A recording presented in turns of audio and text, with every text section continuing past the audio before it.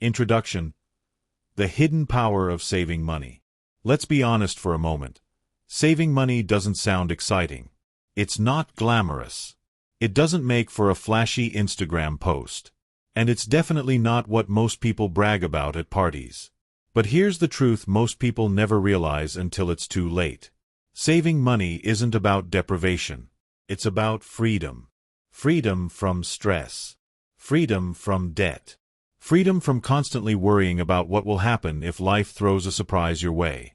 When you save money, you're not just storing cash, you're buying yourself peace of mind. You're buying options, security, and control over your own life. Think about it. How many people wake up every day and go to jobs they hate, just because they're stuck in debt? How many relationships fall apart under the weight of financial stress? And how many dreams die quietly because someone didn't have the money to take a chance? That's what overspending does. It robs you of freedom. And that's what saving does. It gives it back. The illusion of wealth. In today's world, we live in an economy that runs on comparison. Everyone's trying to keep up. Better phones, better cars, better vacations. We're constantly bombarded with marketing messages telling us that happiness is just one purchase away. But here's the trick. The system is designed to keep you spending. Companies spend billions studying how to make you feel like you need more. They use emotions, not logic, to make you open your wallet. You see a sale and think you're saving money. But in reality, you're spending it. You upgrade your phone, not because the old one stopped working, but because the new one makes you feel relevant. And slowly, you build a life filled with stuff, but empty of security. This book is your way out of that trap. It's about reclaiming control over your money, your habits, and your peace of mind. Why most people fail to save. Most people don't fail to save because they lack discipline. They fail because they never learned how to think about money the right way. We're taught how to earn it. We're taught how to spend it. But almost no one teaches us how to manage it. You might have heard the phrase, money doesn't buy happiness. But the truth is, financial stability does. It's hard to feel calm, generous, or creative when you're living paycheck to paycheck. So saving isn't about greed. It's about peace. It's about being able to sleep at night knowing you're prepared for whatever tomorrow brings. The emotional side of saving. Money is emotional. Every financial decision you make is tied to how you feel, not just what you know. We spend to feel better, to reward ourselves, to escape boredom or stress. That's why saving money is never just about numbers. It's about understanding your emotions.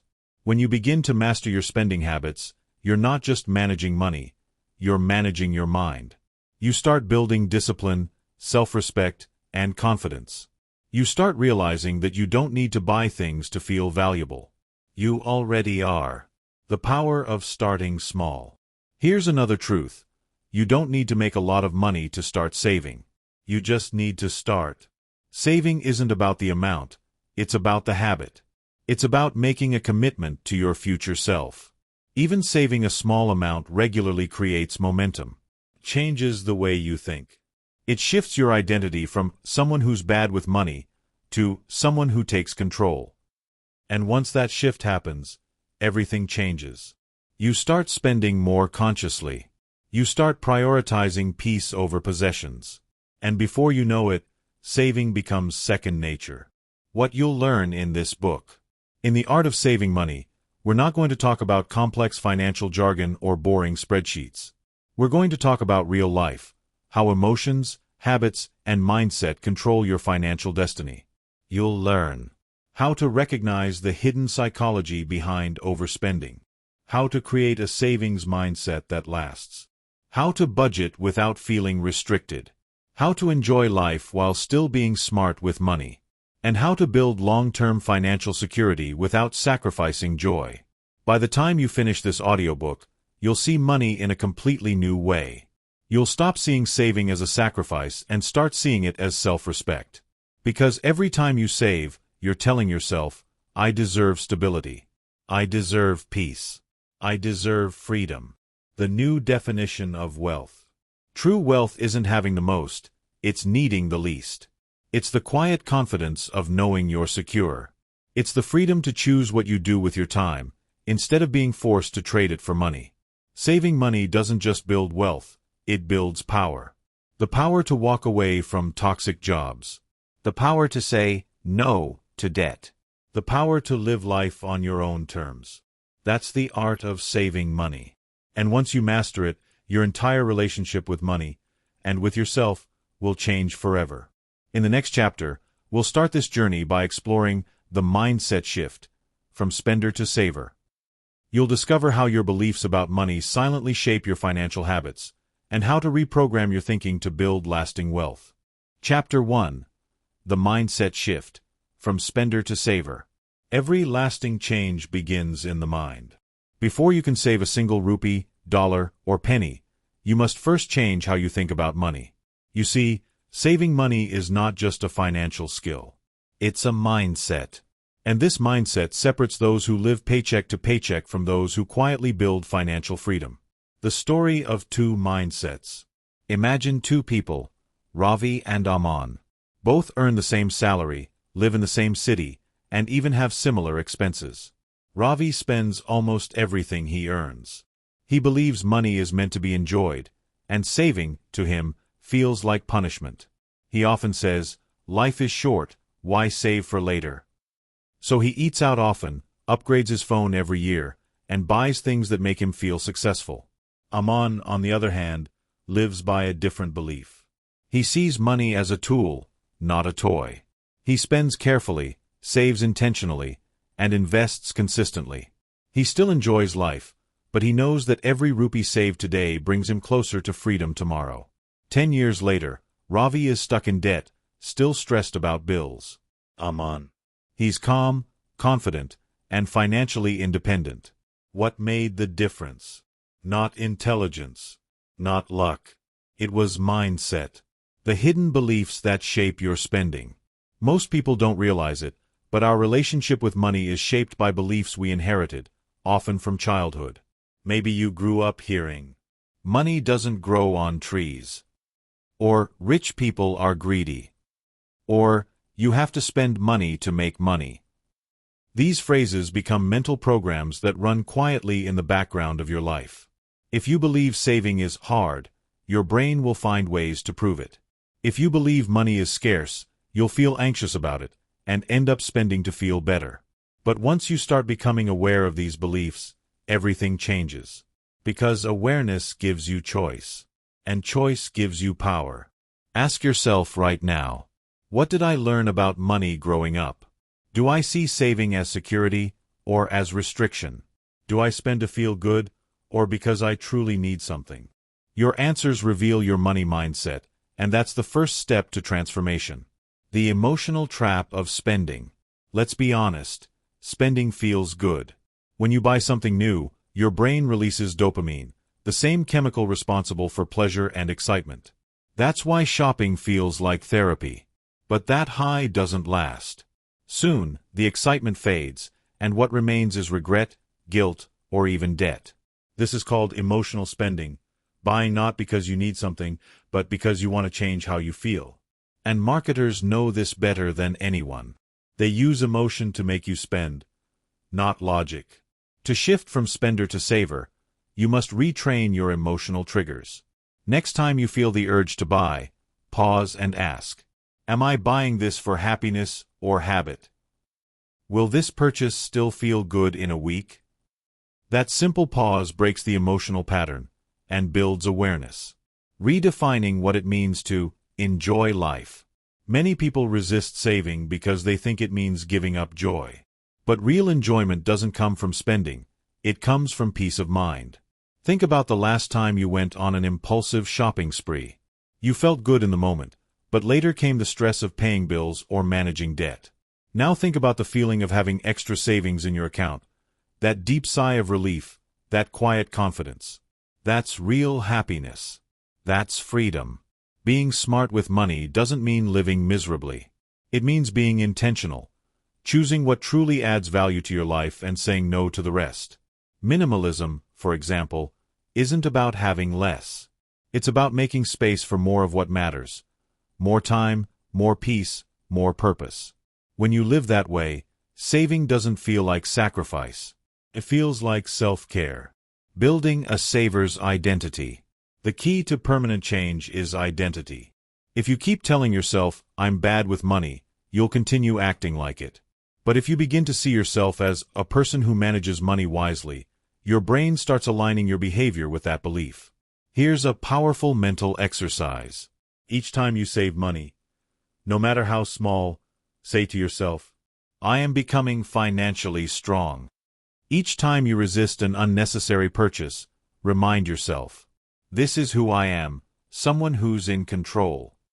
Your identity drives your actions, and every small decision you make builds a stronger version of you. The shift from instant gratification to long-term rewards. We live in a world that celebrates now. Instant food, instant likes, instant delivery. Everything is built for speed. But wealth doesn't work that way. It rewards patience, discipline, and time. When you save, you're choosing long-term satisfaction over short-term pleasure. It's not easy, but it's powerful. Imagine this. You see a new gadget that costs 10,000 Indian rupees. You resist the urge and save that money instead. Now, invest that amount every month. In a few years, that small sacrifice grows into something much bigger. Not just in value, but in confidence and control. That's how small, daily decisions build real wealth. How to start the shift today. Here are some simple, practical ways to start rewiring your mindset. Awareness journal. For the next 7 days, write down every expense. No judgment, just awareness. You'll be surprised how much clarity this brings. The why test. Before buying something, ask, "Why do I want this?" If the answer is emotional rather than practical, wait 24 hours. Most impulses fade with time. Gratitude practice. Each day, write down 3 things you already have that make your life better. Gratitude shifts your focus from what's missing to what's enough. Visualize financial freedom. Picture what your life would look like debt-free, calm mornings, freedom to travel, the ability to help family. Let that vision motivate your actions. The reward of a new mindset. The moment your mindset shifts, saving money stops being a chore and becomes a choice. You begin to see money differently. Not as something to spend to feel alive, but as something to use wisely to stay free. You start realizing that every rupee you save isn't just money kept, it's energy preserved. It's your effort, your time, and your future self saying, "Thank you." So remember this. You don't need a higher income to start saving. You need a higher awareness. Because financial freedom doesn't start in your wallet, it starts in your mind. In the next chapter, we'll dive deeper into why we overspend. The psychology, emotions, and invisible forces that make people lose control of their money. Once you understand why you spend the way you do, saving will feel effortless and natural. Chapter 2. Why we overspend. The psychology behind money habits. Let's face it, we all overspend sometimes. You walk into a store for one thing and come out with 5. You scroll online just to browse, and somehow a package shows up at your door 2 days later. We've all been there. But have you ever stopped to wonder why this happens? Why do smart, responsible people often make poor financial decisions? It's not about intelligence or income. It's about psychology, how your mind, emotions, and environment silently influence every purchase you make. Understanding this is the first step toward financial freedom. Because once you see the invisible strings pulling your spending habits, you can finally cut them. 1. The dopamine effect. The high of buying. Every time you buy something new, especially something you want, your brain releases dopamine, the feel-good chemical that brings excitement and anticipation. It's the same chemical released when you eat your favorite food, win a game, or receive a compliment. That's why online shopping can feel addictive. The moment you click "Buy Now," dopamine surges, even before the package arrives. Your brain gets hooked not on the product, but on the feeling of anticipation and reward. The problem. The high fades fast. So, to feel good again, you buy more. And without realizing it, you start using spending as an emotional escape, a way to fill boredom, stress, or sadness. Breaking this cycle starts with awareness. Next time you feel the urge to spend, pause and ask, am I buying this because I need it or because I need to feel something? That one question can save you thousands. 2. The emotional connection. Spending to feel better. Money and emotion are inseparable. Every purchase we make has a feeling behind it: pride, relief, happiness, or even guilt. When life feels out of control, spending gives us a sense of power. When we're stressed or lonely, we shop to comfort ourselves. When we're sad, we treat ourselves to something nice, as if money can heal emotional pain. This is called retail therapy, and while it feels harmless, it trains your brain to associate spending with relief. Soon, buying becomes your go-to solution for emotional discomfort. But here's the truth. No product can fix a feeling. That excitement fades, but the bills remain. Instead, start practicing emotional awareness. When you feel the urge to spend, ask yourself what emotion you're really trying to soothe. Are you tired? Bored? Anxious? If so, do something that heals the emotion, not your wallet. Go for a walk, journal, talk to a friend, or just rest. You'll start to see how often spending was just a temporary escape, not a real solution. 3. The social trap, the pressure to keep up. We live in a comparison culture. Social media constantly shows us the highlights of other people's lives: new cars, vacations, fancy dinners. And even though we know it's filtered, part of us still feels the pressure to keep up. This is called social comparison, and it's one of the biggest triggers of overspending. We buy things not because we need them, but because we want to fit in or prove something. It's the silent competition that keeps people trapped in financial stress. But here's the truth no one talks about. Most of the people you're comparing yourself to are also struggling financially. They just hide it well. Debt has become a symbol of success in disguise. Real freedom is not looking rich, it's being rich in peace, time, and options. When you stop competing with others, you finally start living for yourself. 4. The marketing manipulation. How companies control your mind. Ever wonder why sales always say limited time offer or only 3 left in stock? That's not coincidence. It's psychology. Marketers know exactly how your brain reacts to scarcity and urgency. When you think something is rare or running out, your brain panics and makes you act fast before you can think rationally. They also use color psychology: red for urgency, green for safety, blue for trust. Even the music in stores is designed to influence your mood and speed of shopping. And here's the sneakiest trick of all: free shipping. You'll spend more just to save a few bucks, falling into the illusion of a deal. Once you understand these tricks, you regain your power. You stop being a passive consumer and start being a conscious one. Next time you see a sale or deal of the day, pause and remember, someone spent millions designing that offer to make you spend. You're not saving money by buying something on sale. You're saving money by not buying it at all. 5. The identity illusion. Buying to feel valuable. Many people spend to express who they are or who they want to be. You buy certain brands, wear certain clothes, or drive a certain car to project an image of success. But here's the danger: when your self-worth depends on what you own, you'll never feel enough. Because there's always something newer, shinier, and better. True confidence doesn't come from possessions.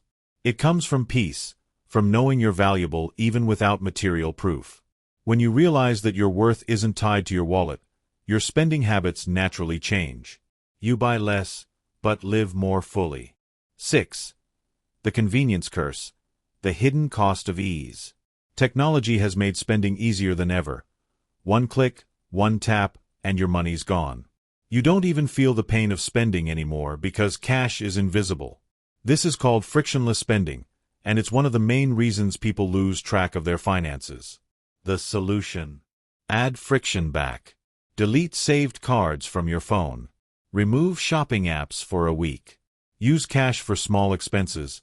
It makes spending feel real again. A little inconvenience can save you a lot of money. 7. The scarcity loop. The fear of missing out. Ever felt that fear when you see a deal? If I don't buy this now, I'll regret it later? That's FOMO, the fear of missing out. It tricks you into thinking opportunities are rare, so you act impulsively. But here's the secret: true opportunities don't need to rush you. If something is meant for you, it'll be there when you're ready. Financially wise people don't chase deals, they create them. They know that patience pays more than panic ever will. 8. Breaking the cycle. Now that you understand why you overspend, it's time to take your power back. Here are some steps to help you break the habit. Track your triggers. Notice what emotions, situations, or people make you spend more. Awareness is half the battle. Set spending boundaries. Give yourself a fixed, fun budget. You can enjoy life without guilt, as long as it's within limits. Delay every purchase. Wait 24 hours before buying anything non-essential. Most of the time, the desire disappears. Unsubscribe and unfollow. Remove email ads and unfollow influencers who make you feel less. Protect your focus. Celebrate saving wins. Every time you resist an impulse, reward yourself, not with spending, but with pride. 9. The power of awareness. Once you see the psychology behind overspending, you can't unsee it. You begin to notice the traps, the triggers, and the emotional games. And with that awareness comes power, the power to choose differently. You realize that spending doesn't create happiness, stability does. And that every rupee you don't spend is another brick in your foundation of freedom. Overspending isn't a money problem. It's a mindset problem. And the moment you understand that, you stop blaming yourself and start rebuilding your habits. Chapter 3. The emotional cost of impulse spending. Picture this. You're walking through a mall, just window shopping. You see a watch, a pair of shoes, or the latest gadget you didn't plan to buy. You think, I work hard. I deserve this. Before you know it, you've swiped your card and are walking away with a shopping bag in one hand and a rush of excitement in the other. That, right there, is impulse spending, the sudden decision to buy something without planning or thinking deeply about it. In that moment, it feels good. But later, maybe that same evening, or at the end of the month, comes the guilt, the stress, the regret. You look at your bank balance and wonder, why do I keep doing this to myself? If this sounds familiar, you're not alone. Every one of us has fallen into that trap at some point. But behind every impulse purchase lies something deeper, an emotion trying to express itself, or an unmet need we're trying to fill. This chapter is about understanding that emotional cost and learning how to stop paying it. 1. The instant gratification trap. Let's start with the science. When you make an impulsive purchase, your brain releases dopamine, the chemical of pleasure and reward. It gives you a quick hit of happiness, a small thrill, a temporary escape from boredom or stress. The problem is, dopamine doesn't last long. Once the excitement fades, you're left with the same emotion that triggered the purchase. Maybe loneliness, stress, or insecurity, plus a little bit of regret. That's how impulse spending becomes a cycle. You feel bad, you buy something to feel better, you feel worse later, you buy again. It's emotional relief disguised as financial disaster. Breaking the cycle begins with recognizing it for what it is. Not a spending problem, but a self-soothing problem. When you learn to comfort yourself in healthier ways, you'll find it easier to say no to unnecessary spending. 2. The I deserve it lie. One of the most common emotional justifications for impulse spending is that little voice that says, I deserve it. It sounds harmless, even empowering. You've worked hard. You've had a tough week. Why not treat yourself? But here's the truth. You don't deserve debt.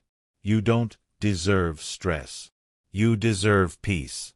You deserve security. You deserve a life that's not controlled by the next purchase. When you equate self-care with spending, you teach your brain that happiness comes from money. But real self-care isn't about buying. It's about building. Building savings. Building confidence. Building freedom. So next time that voice says, I deserve it, reply gently, yes, I do, and that's why I'm choosing financial peace. 3. The emotional void we try to fill. Every impulse purchase has a purpose, even if we don't realize it. Maybe you buy to feel in control when life feels uncertain. Maybe you buy to fill loneliness or boredom. Maybe you buy to escape stress or sadness. But here's the painful truth. No amount of stuff can fill an emotional void. If you're lonely, no gadget can give you genuine connection. If you're stressed, no outfit can give you peace. If you're insecure, no car can give you confidence. Material things can only distract you from emotional pain, never heal it. The real work begins when you start asking, what am I really feeling when I want to buy something? Because once you name the feeling, you can deal with it directly, without needing to spend. 4. The hidden guilt of overspending. Impulse spending may feel exciting, but afterward, guilt creeps in. You see your credit card bill and your stomach sinks. You replay the moment in your mind, thinking, I didn't even need that. This emotional guilt is heavy. It doesn't just drain your wallet, it drains your confidence. Each regretful purchase chips away at your sense of control. But guilt, when understood properly, can be transformed. Instead of using it to beat yourself up, use it as a signal, a reminder that you want something better. Guilt simply means you're ready to change. So forgive yourself for past mistakes. We all make them. What matters now is what you do next. 5. The cost beyond money. Here's something most people don't realize. Impulse spending doesn't just cost you money. It costs you energy, clarity, and peace of mind. Think about it. Every unnecessary purchase adds clutter, not just in your home, but in your head. More things to manage, more guilt to carry, more distractions to deal with. Financial clutter often leads to mental clutter. You start worrying about bills, avoiding your bank app, feeling anxious at the end of every month. That's the true cost of impulse spending, the invisible emotional burden. It's not just about losing cash. It's about losing calm. 6. How to break free from impulse spending. Breaking free doesn't mean never buying anything again. It means buying consciously. Here are some simple, powerful tools that can help. 1. The 24-hour rule. If you want to buy something, wait 24 hours. Most impulses fade within that time. If you still want it after a day, it's likely a real need, not just a momentary desire. 2. Use cash, not cards. When you pay with physical cash, your brain feels the pain of spending. Swiping a card or clicking online feels too easy, too painless. 3. Identify your emotional triggers. Notice what emotions lead to spending. Is it boredom, stress, anxiety? Once you recognize the pattern, you can find better ways to respond, like journaling, exercising, or connecting with loved ones. 4. Keep a wish list, not a cart. If you see something you like, write it down instead of buying it. Most of the time, you'll forget about it, saving yourself both money and regret. 5. Celebrate restraint. Every time you resist an impulse, celebrate. Treat it as a small victory, because it is. You're not denying yourself pleasure. You're choosing power. 7. Replacing the rush. Let's be honest, spending gives a rush. So, if you remove that, what replaces it? The answer is purpose. When you start saving and setting goals, like building an emergency fund, traveling debt-free, or buying your dream home, every rupee saved gives you a new kind of dopamine, the joy of progress. You start getting excited not about spending, but about building. Not about owning things, but about owning your future.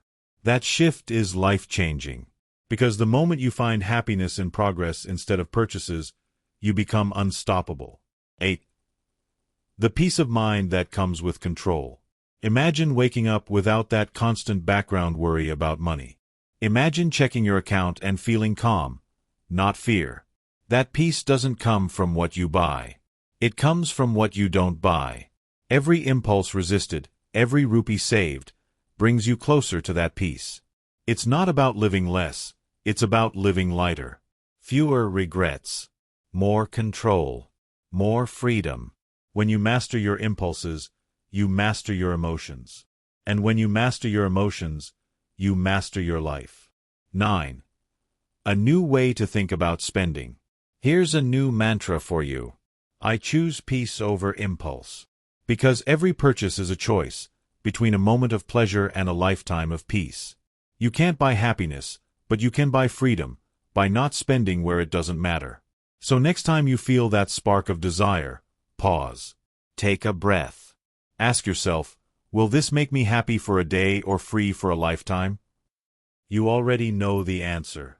Impulse spending may feel harmless, but it quietly steals your future one small purchase at a time. Chapter 4: Building Financial Awareness. Track every rupee or dollar. Let's begin with a simple truth. You cannot change what you do not measure. If your money seems to disappear every month, not because of emergencies but because of small things, then this chapter is your turning point. Because the single most powerful habit that transforms spenders into savers is this: tracking every rupee, every dollar, every bit of it. The invisible leak in your wallet. Most people think they know where their money goes until they start tracking it. Let me tell you a story. A young professional named Neha once told me she couldn't save even 5,000 Indian rupees a month, no matter how hard she tried. She said, "I don't buy expensive things. I don't even shop much. I don't understand where my salary disappears." So I asked her to do one thing. For the next 30 days, write down every single expense.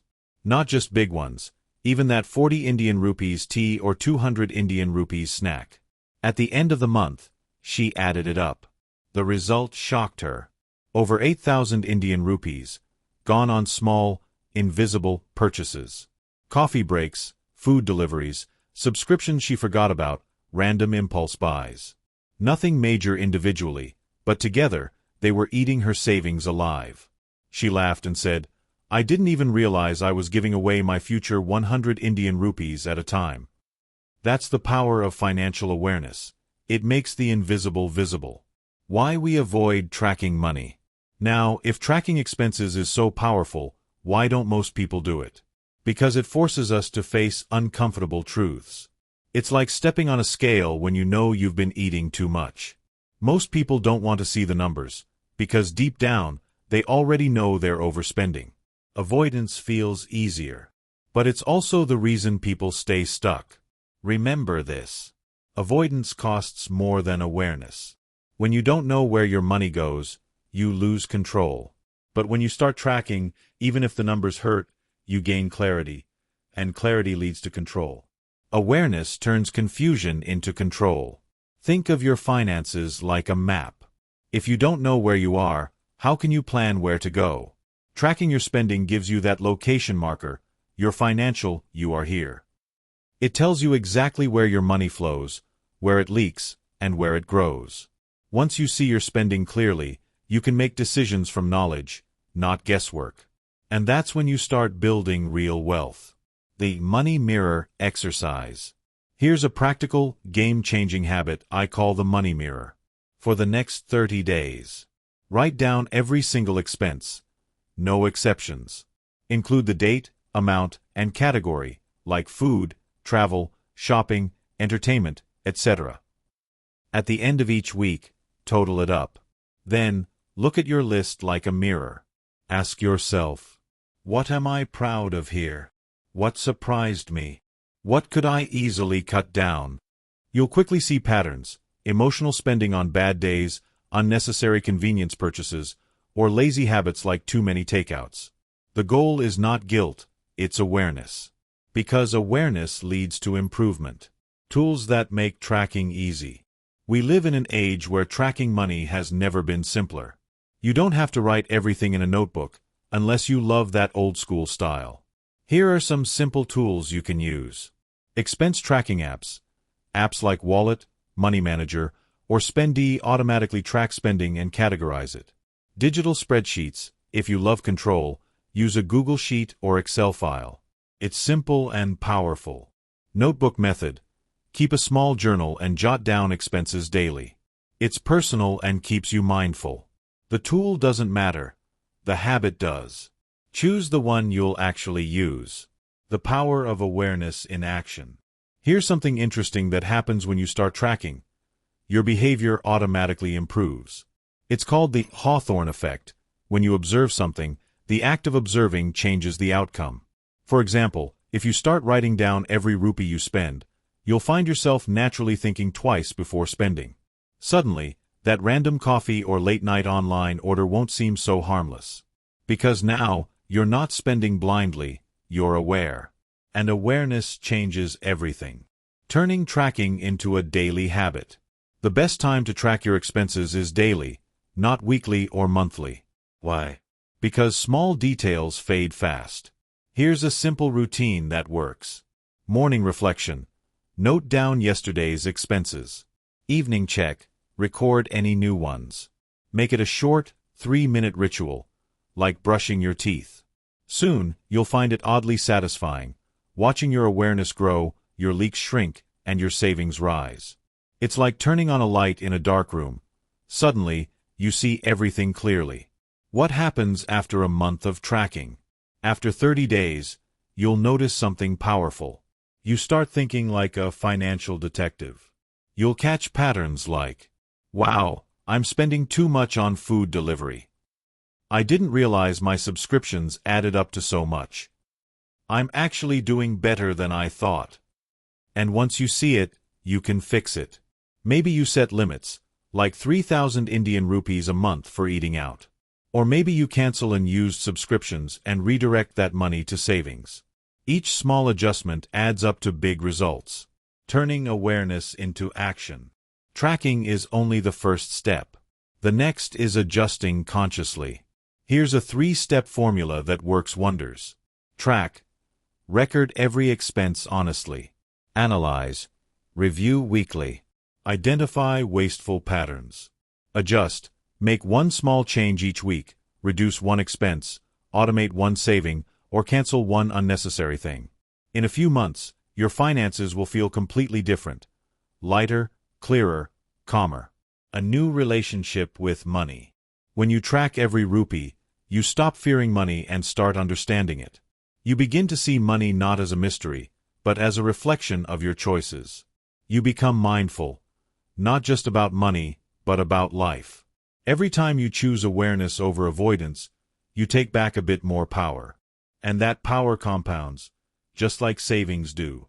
So remember this. Money doesn't disappear magically. It flows, and you decide where it flows. When you track your spending, you stop being a passenger and start being the driver. And that's how financial awareness becomes financial freedom. In the next chapter, we'll take this awareness a step further and learn how to create a realistic, flexible budget that actually works for you, not against you. Because awareness gives you data. But budgeting? That gives you direction. Chapter 5. Creating a budget that works for you. Let's start with a simple truth. A budget is not a restriction. It's a roadmap. Many people hear the word budget and immediately feel trapped. They imagine spreadsheets, strict limits, and the joy being sucked out of life. But a true budget isn't about saying no to everything. It's about saying yes to what truly matters. A budget is your way of telling your money where to go instead of wondering where it went. It's not punishment, it's power. Why most budgets fail? Let's be honest. Most people have tried budgeting at least once. Maybe they downloaded an app, wrote a plan, got excited, and then quit after 2 weeks. Why? Because most budgets are unrealistic. They try to change habits overnight. They ignore human emotions. And they leave no room for fun, flexibility, or surprises. The truth is, a good budget is alive. It breathes, adapts, and grows with your life. A bad budget says, you can't spend on anything. A good budget says, you can spend, but with purpose. That's the difference between financial frustration and financial freedom. The purpose of a budget.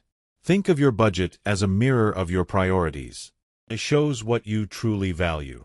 If your spending doesn't match your values, you'll always feel a gap, that nagging feeling of working hard but not progressing. A solid budget aligns your money with your goals. It helps you save without guilt and spend without regret. It gives every rupee, every dollar, a job. Step 1. Know your real income. Before you can create a budget, you need to know exactly how much you actually earn. Not your gross income, your take-home pay after taxes, loan deductions, and other cuts. This is your true spending power. If your income fluctuates, say you're self-employed, take the average of your last 3 months as a baseline. Once you know your number, you've found the foundation of your budget. Step 2. Track your essentials. Now, list out your non-negotiable expenses, the things that keep your life running. These are your must-haves, not nice-to-haves. They usually include rent or mortgage, utilities, electricity, water, internet, groceries, transportation, loan payments. Add them up. This is your essential spending baseline. Whatever remains after these are paid is your discretionary income, the money you can direct intentionally towards savings, wants, or goals. Step 3. Use the 50/30/20 rule, with a twist. One of the simplest and most effective budgeting methods is the 50/30/20 rule. Here's how it works. 50% of your income goes to needs, the essentials we just listed. 30% goes to wants, leisure, dining out, hobbies. 20% goes to savings and debt repayment. But here's the twist. You can adjust this rule to your life. If you live in a city where housing is expensive, maybe your needs take up 60%. Then reduce wants to 20% and keep saving 20%. The goal isn't perfection, it's balance. The key is to stay consistent, not rigid. Step 4. Prioritize saving first. Here's a powerful mindset shift. Treat saving as a bill, not an option. Most people spend first and save what's left. But savers flip that rule. They save first and spend what's left. Set up an automatic transfer the day your salary comes in, even if it's just 10%. That one action builds financial strength faster than any fancy investment strategy. Remember, it's not about how much you save, it's about building the habit of saving. Even 500 Indian rupees a month is a start. What matters is consistency. Step 5. Give every rupee a purpose. Here's where budgeting becomes powerful. Every rupee you earn must have a job. Whether it's for rent, groceries, a future vacation, or your emergency fund, assign it somewhere. Unassigned money disappears. Assigned money grows. That's why even wealthy people budget, not because they can't afford to spend, but because they want to know exactly what their money is doing. A clear plan brings peace of mind. Step 6. Don't forget joy money. This part is crucial. Many people fail at budgeting because they remove all enjoyment from it. But a budget without fun is a diet that always fails. So include a small category called joy money. This is guilt-free money for small pleasures, coffee with friends, a movie, or something that makes you smile. Why? Because life is meant to be lived, and balance is what makes saving sustainable. When you allow a little joy, you don't feel deprived, and that's how you stay consistent for life. Step 7. Review and adjust monthly. A budget isn't a one-time plan. It's a monthly habit. At the end of each month, look back and ask, what worked? What didn't? Where can I improve? Maybe you overspent on food but saved more on entertainment. That's fine. Adjust next month. The goal isn't perfection, it's progress. Every month you track and tweak your budget, you get smarter with your money. The magic of a personalized budget. You might be thinking, but my expenses are different. My life doesn't fit a formula. Exactly, and that's why your budget must be personal. If you love travel, make a travel fund. If helping family matters to you, add that too. If you're saving for a dream, a home, a business, or freedom, give it a space in your plan. A personalized budget keeps your motivation alive. Because now, your money reflects your values. The emotional benefit of budgeting. Here's something most people never talk about. Budgeting doesn't just help your bank balance, it helps your mental peace. When you have a budget, you stop living in financial chaos. You stop worrying about bills, about the end of the month, about unexpected surprises. Instead, you live with clarity and confidence. You know what's coming in, what's going out, and what's growing. That's not just financial freedom, that's emotional freedom. Start simple, stay consistent. If you're starting from zero, Don't overcomplicate it. Just list your income, your major expenses, and one saving goal. Track them for 30 days. Then improve it month by month. Budgeting is a lifelong companion, not a weekend challenge. Over time, it becomes natural, like brushing your teeth or exercising. It keeps your finances clean and your future bright. A final thought. Your budget is your story, written in numbers. Every expense, every saving, every choice tells a part of who you are becoming. So make it a story of discipline, clarity, and growth. A story of a person who took control, not through luck, but through awareness and intention. Because when you master your budget, you don't just manage money. You master your life. In the next chapter, we'll explore Chapter 6, The Power of Paying Yourself First. How to make saving automatic and effortless. This chapter will show you how to turn saving from a struggle into a system, where your money grows quietly in the background while you live your life freely. Chapter 6. The Power of Paying Yourself First. There's one habit that separates the financially free from the financially frustrated. It's not luck. It's not high income. It's not even intelligence. It's the simple, powerful principle of paying yourself first. This idea has changed millions of lives. And if you let it, it can change yours too. What does it mean to pay yourself first? Let's start with what most people do. When their salary comes in, they pay rent, buy groceries, pay bills, go out, shop, and then, if anything's left, they save. But here's the problem. There's almost never anything left. Life always finds a way to fill the gap. There's always a birthday, a sale, a craving, or an unexpected expense waiting. So saving becomes something we plan to do, but never actually do. Paying yourself first flips that entire system. It means, before you pay anyone else, before rent, bills, or entertainment, you pay you. You take a fixed portion of your income and move it straight into your savings or investment account. You treat your savings as the most important bill of the month. Because it is. Why it works. The psychology behind it. When you pay yourself first, you're not just saving money, you're reprogramming your brain. You're sending yourself a message. My future matters. My goals deserve priority. I respect my money. Most people spend first and save later. That's living in reaction. But when you save first, you're living with intention. And here's the magic. When you save automatically, your lifestyle naturally adjusts to what's left. If you save 15% first, your brain learns to live comfortably on the remaining 85%. You'll barely notice the difference, but over time, that small percentage grows into peace, freedom, and wealth. A story of transformation. Let me tell you about Arjun, a mid-level employee who used to earn decently but always struggled to save. He'd say, "Once I get a raise, I'll start saving seriously." But every time he got a raise, his expenses rose too. New gadgets, better dinners, pricier clothes, his lifestyle inflated with his income. Then one day, a mentor told him, "Arjun, if you can't save from what you earn now, you'll never save later. Pay yourself first." So he tried it. The next payday, he set up an automatic transfer, 10% of his salary straight into a separate savings account. At first, it felt uncomfortable. But soon, something amazing happened. He stopped missing that 10%. He adjusted effortlessly. A year later, he looked at his account and smiled.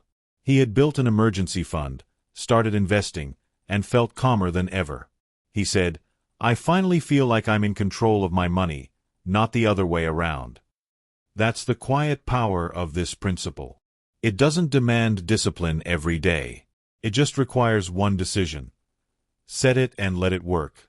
Automate your future. Automation is the secret weapon of savers. Because let's be honest, willpower fades. Motivation fluctuates. But automation, that's consistent. When you set up automatic transfers to savings or investments, you remove temptation and forgetfulness from the equation. Here's how to do it. Choose your percentage. Start with 10% of your income. If that feels tough, start with 5%. The key is to start. You can increase it gradually. Create a separate account. Don't mix savings with your main spending account. When it's out of sight, it's out of temptation. Automate the transfer. Set it to happen automatically the same day your income arrives. Treat it as non-negotiable. Just like rent or a utility bill, your savings are sacred. Once this is set, you'll be amazed how effortless saving becomes. You won't have to think about it, your system will handle it. And slowly, quietly, your wealth will start to build. The hidden benefit: freedom, not restriction. At first glance, paying yourself first might sound like you're limiting your freedom. But in reality, it's the opposite. It's the foundation of true freedom. Think about it. When you have money saved, you have options. You can handle emergencies calmly. You can leave a job you hate. You can invest in opportunities. You can sleep peacefully at night. That's real freedom, the kind that no paycheck alone can give you. Saving is not about deprivation. It's about liberation. How much should you pay yourself? There's no one-size-fits-all number, but here's a simple guide. Start small. Begin with 10% of your income. Increase gradually. Every 6 months, raise it by 1 to 2%. Aim higher over time. Work your way toward 20% or more. If your income increases, don't upgrade your lifestyle immediately. Upgrade your savings percentage instead. This is how wealthy people stay wealthy. They don't just earn more, they save more of what they earn. Make it a game. Saving can feel boring if you treat it like a chore. So, make it a game. Set mini challenges for yourself. Can I save 5% more this month? Can I reach 1 Indian rupee lakh, or $1,000, faster? Can I beat my previous record? Track your progress visually. Use a chart, app, or notebook. Watching your savings grow is deeply satisfying. It's like watching your freedom expand, one deposit at a time. Celebrate milestones, even small ones. When you hit your first 10,000 Indian rupees, acknowledge it. When you reach 50,000 Indian rupees, treat yourself modestly. Because each step is proof that your discipline is working. Common excuses and how to beat them. Let's face it, we all have excuses for not saving. Here are a few common ones, and how to break them. I don't earn enough to save. The truth? You can't afford not to save. Even 100 Indian rupees a week matters. It's not about the amount, it's about the habit. I'll start later. Later never comes. Start small now, even if it's symbolic. The earlier you start, the easier it gets. I have too many expenses. That's exactly why you need to pay yourself first, so your expenses don't always win. Remember, if you wait to have extra money before saving, you'll wait forever. The long-term impact. When you pay yourself first month after month, something extraordinary happens. Your mindset changes. Your confidence grows. And so does your peace. You stop living for the next paycheck and start living for a bigger purpose. Every saved rupee is proof that you can trust yourself. Every month of consistency brings you closer to independence. And one day, you'll look at your bank balance and realize, you're not just surviving anymore. You're free. A simple mantra to live by. Say this to yourself each month when your income arrives. Before I pay anyone else, I will pay myself first. Repeat it until it becomes second nature. Because when you honor your future self, your life transforms. Not overnight, but steadily, silently, surely. That's how ordinary people become financially extraordinary. A final thought. You work hard for your money. Isn't it time your money started working for you? Paying yourself first is how you make that happen. It's not about the size of your income, it's about the strength of your system. It's about building a life where money supports your dreams, instead of limiting them. So start today, even if it's small. Because every time you pay yourself first, you're casting a vote for your future freedom. And one day, that freedom will thank you. In the next chapter, we'll go deeper into Chapter 7, Building an Emergency Fund, your safety net for life surprises. You'll learn how to create financial security that keeps you calm no matter what challenges life throws your way. Chapter 7, Building an Emergency Fund, your safety net for life surprises. Let's talk about something that doesn't sound glamorous but is absolutely life-changing: your emergency fund. This is the quiet hero of your financial life, the silent protector that shields you from the chaos of the unexpected. An emergency fund isn't just about money, it's about peace of mind. It's about being able to sleep at night, knowing that no matter what happens tomorrow, you'll be okay. You see, life has a way of surprising us, sometimes in beautiful ways, sometimes in painful ones. The car breaks down. The phone screen shatters. A family member needs help. The company announces layoffs. And suddenly, that smooth financial road becomes a pothole-filled nightmare. Without an emergency fund, these moments can send you spiraling into stress, debt, or panic. But with one, you stay calm. You take a breath. You handle it. You move on. That's the power of preparation. The emotional freedom of being prepared. Imagine this: you're at work, and your boss calls you into a meeting to announce company downsizing. Most people walk out terrified, wondering how they'll pay rent next month. But you walk out calm. Not happy, but calm. Because you've got a safety net. Money that gives you breathing space while you figure out your next move. That calm is priceless. It's confidence, independence, and control wrapped into one. An emergency fund doesn't just protect your wallet, it protects your mental health. Financial stress is one of the biggest causes of anxiety and even relationship problems. When you have a cushion, you're no longer living paycheck to paycheck or reacting to every small crisis. You're proactive. You're in charge. What an emergency fund really is, and isn't. Let's make one thing clear: an emergency fund is not an investment. It's not meant to grow your money. It's not there to make you rich. It's there to protect you. It's your insurance against the unpredictable. It's for real emergencies, not vacations, not new gadgets, not restaurant dinners. Think medical bills, car repairs, home maintenance, or job loss. And the beauty is, you don't need to be rich to build one. You just need to be consistent. How much should you save? Here's a simple rule. Start by saving at least 1 month's worth of essential expenses. That's your initial safety net. Once you reach that, aim for 3 to 6 months of living costs. So if your monthly expenses, rent, food, utilities, transport, are $1,000, your full emergency fund should eventually be between $3,000 and $6,000. If that number feels intimidating right now, don't worry. You don't have to do it overnight. You build it brick by brick, $1 at a time. Even $5 a day adds up over time. The goal isn't perfection. The goal is progress. Step 1. Know what you're protecting. Before you start saving, get clear on what your essential expenses are. Write them down.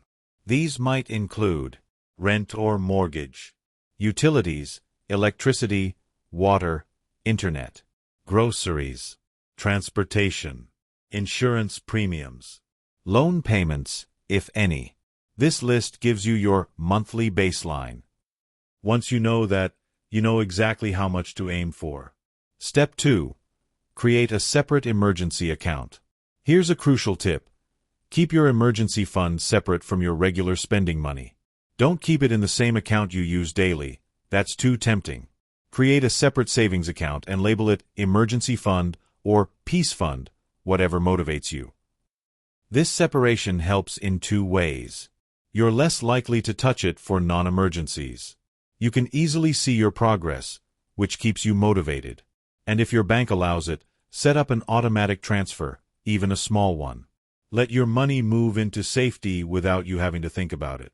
Step 3. Start small, stay consistent. People often delay saving because they think they need to start big. That's a myth. Starting small is the secret to building any strong habit. Even if you can only save $10 or $20 a week, do it. It's not about the amount, it's about creating momentum. Remember this powerful truth. Saving money is not about having money left over after spending. It's about making saving a priority before spending. When you save consistently, something amazing happens. You begin to see yourself differently. You start to think of yourself as someone who takes control, who plans ahead, who doesn't panic when things go wrong. Step 4. Refill it when you use it. Let's say life throws a curveball and you need to dip into your emergency fund.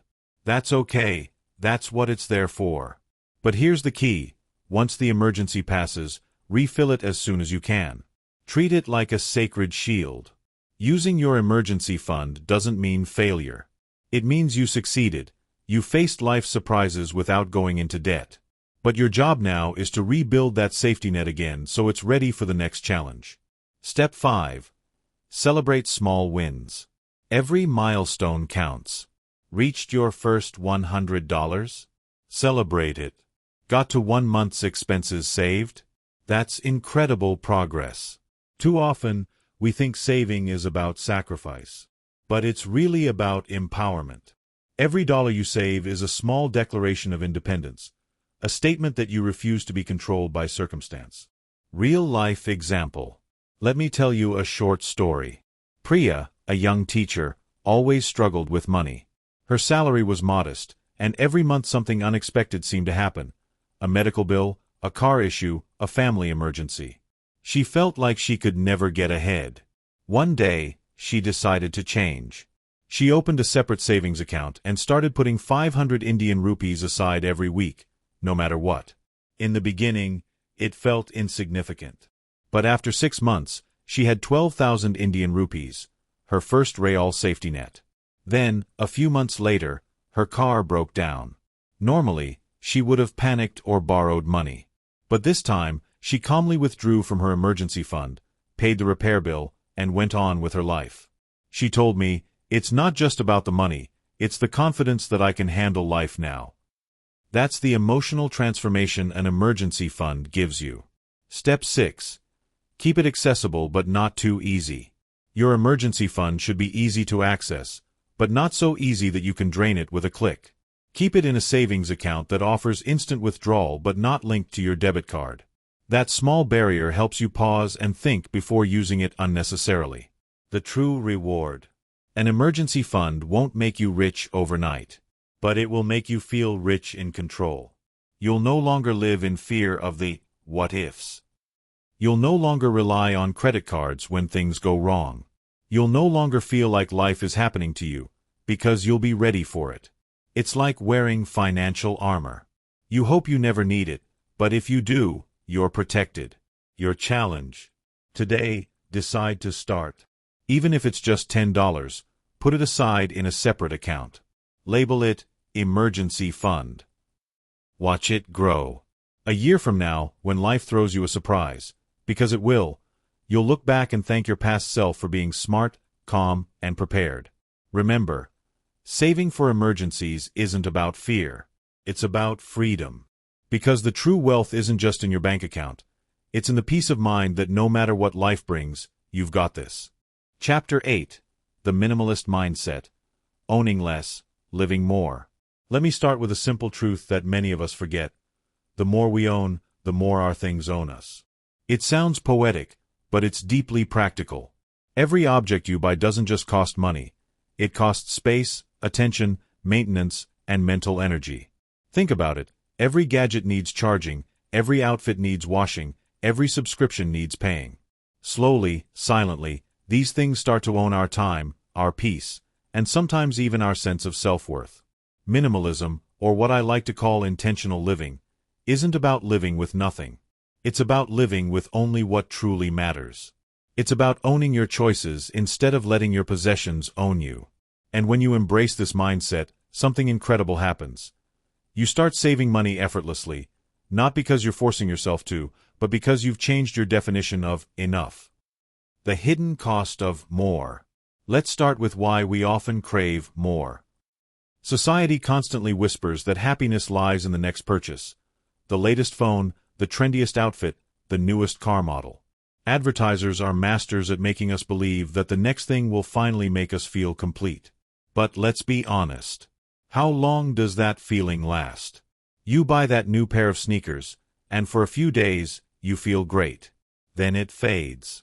Before you know it, you're scrolling online again, looking for the next dopamine hit. That's not happiness, that's a spending loop. The truth is, more doesn't always make life richer.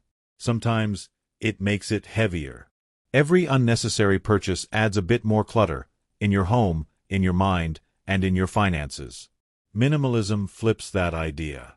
It says, what if I focus not on adding, but on subtracting? What if, instead of chasing the next thing, you simply enjoyed what you already have? The peace of simplicity. Picture walking into your home and seeing only the things you love and use.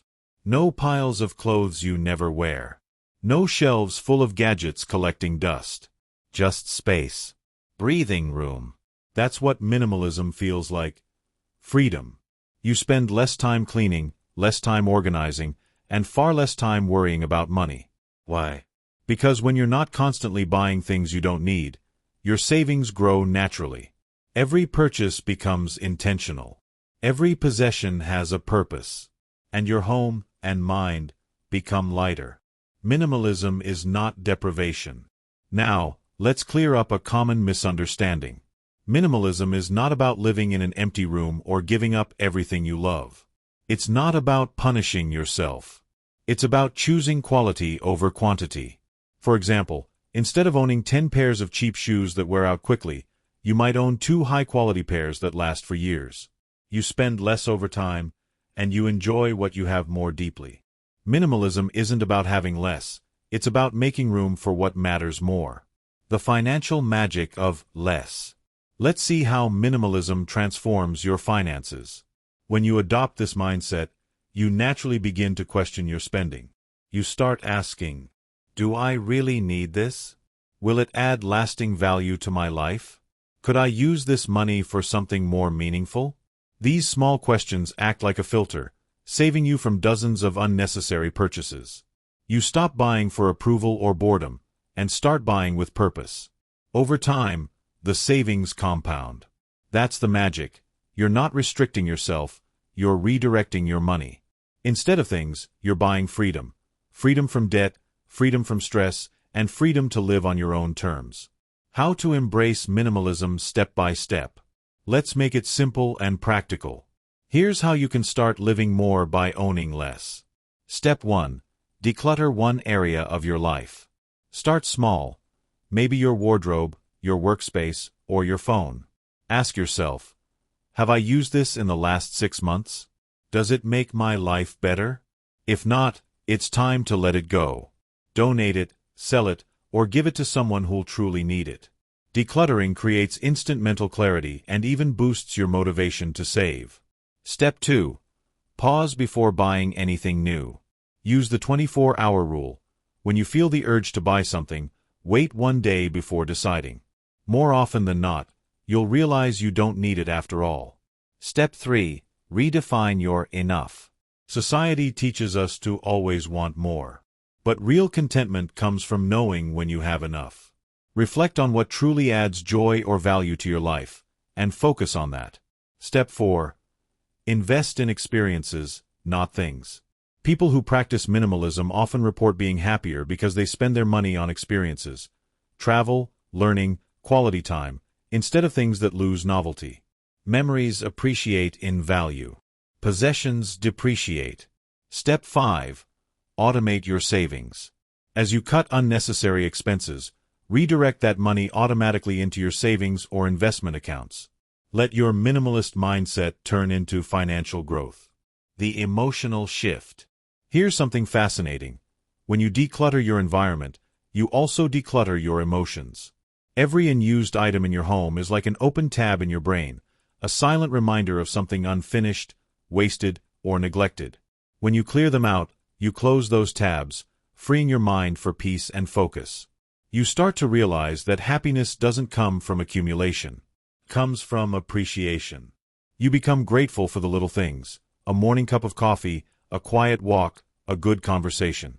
You start living instead of chasing. A story to remember. Let me share a story that captures this perfectly. Rohan was a successful graphic designer. He earned well, but he was constantly broke. His home was filled with expensive gadgets, designer clothes, and collectibles. Yet he was always stressed about money. One day, while searching for something, he realized he couldn't find it amidst the clutter. Frustrated, he decided to simplify. He sold or donated half his belongings, canceled subscriptions he didn't use, and began buying only what truly mattered. 6 months later, his expenses had dropped by 40%. He saved enough to build a solid emergency fund, started investing, and most importantly, he felt lighter and happier. He said, "I used to think success meant owning more. Now I know it means needing less. Living more with less. When you own less, you gain more. More clarity, more focus, more money, more peace. You stop chasing the illusion of status and start living with purpose. You stop comparing yourself to others and start defining success on your own terms. You stop filling space with stuff and start filling your days with meaning. That's the real wealth, not what sits in your house, but what stays in your heart." Your challenge. Today, take one simple step toward minimalism. Go through one drawer, one folder, or one part of your digital life. Clear it. Feel that space open up. Then, reflect. What would my life look like if I owned only what I love, need, and use? That's the beginning of your minimalist journey, a path not toward less, but toward more of what matters. Because the truth is this, the richest life isn't filled with possessions, it's filled with peace.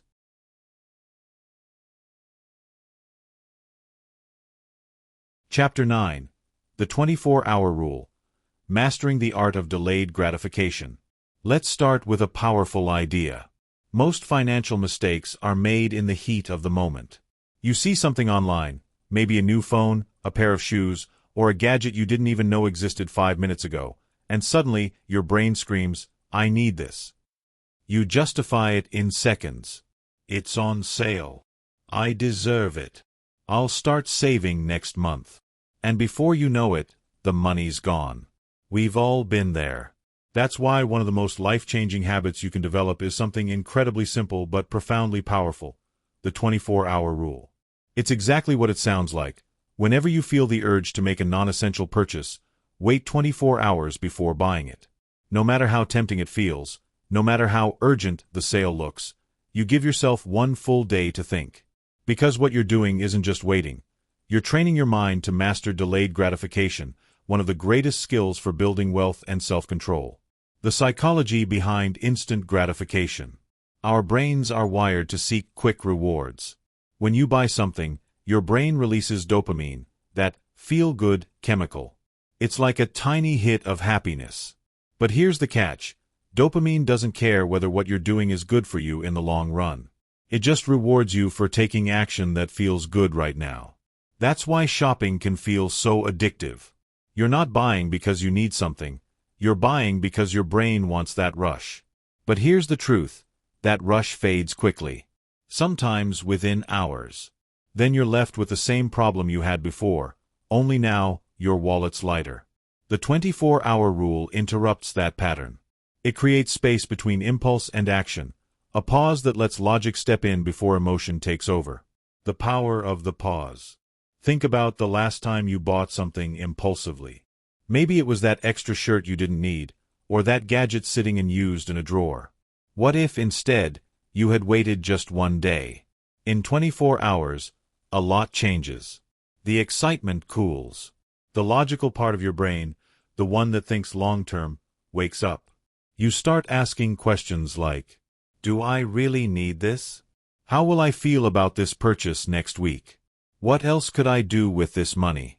That's the magic of waiting. You give yourself time to choose wisely instead of reacting emotionally. It's a small pause that leads to big peace. How the 24-hour rule works. Let's make it practical. Here's how to apply this habit starting today. Set a spending threshold. For example, decide that any purchase above 1,000 Indian rupees, or $50, triggers the 24-hour rule. That means you can't buy it immediately. You must wait one full day. Write it down. When the urge hits, write the item in a note on your phone or in a small notebook. Include the date and price. This gives you an outlet. You've acknowledged the desire, but you're not acting on it yet. Wait 24 hours. During that time, distract yourself. Go for a walk. Look at your savings goals. Think about what that money could do for your future self. Review the list later. After 24 hours, come back and decide.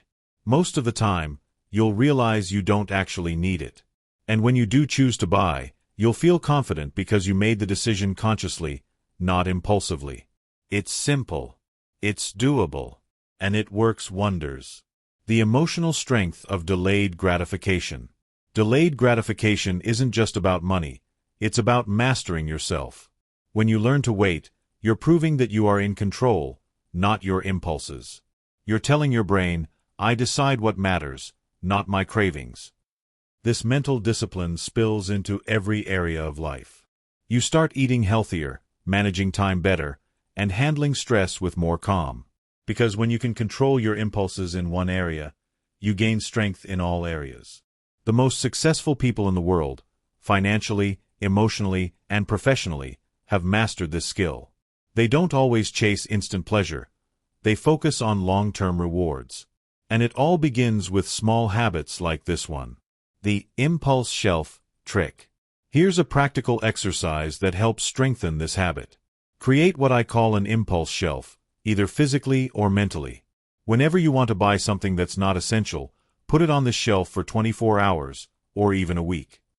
If after that time you still genuinely want or need it, go ahead and buy it. But you'll be surprised, 80% of the time, the desire fades. The beauty is, you never feel deprived. You're not saying no forever. You're saying not right now. That little shift in language keeps your brain calm and cooperative. A real-life example. Let's meet Mira.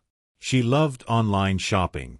Every payday, she'd browse and buy something small to reward herself. A perfume, a new dress, a kitchen gadget. Individually, they weren't expensive. But together, they added up.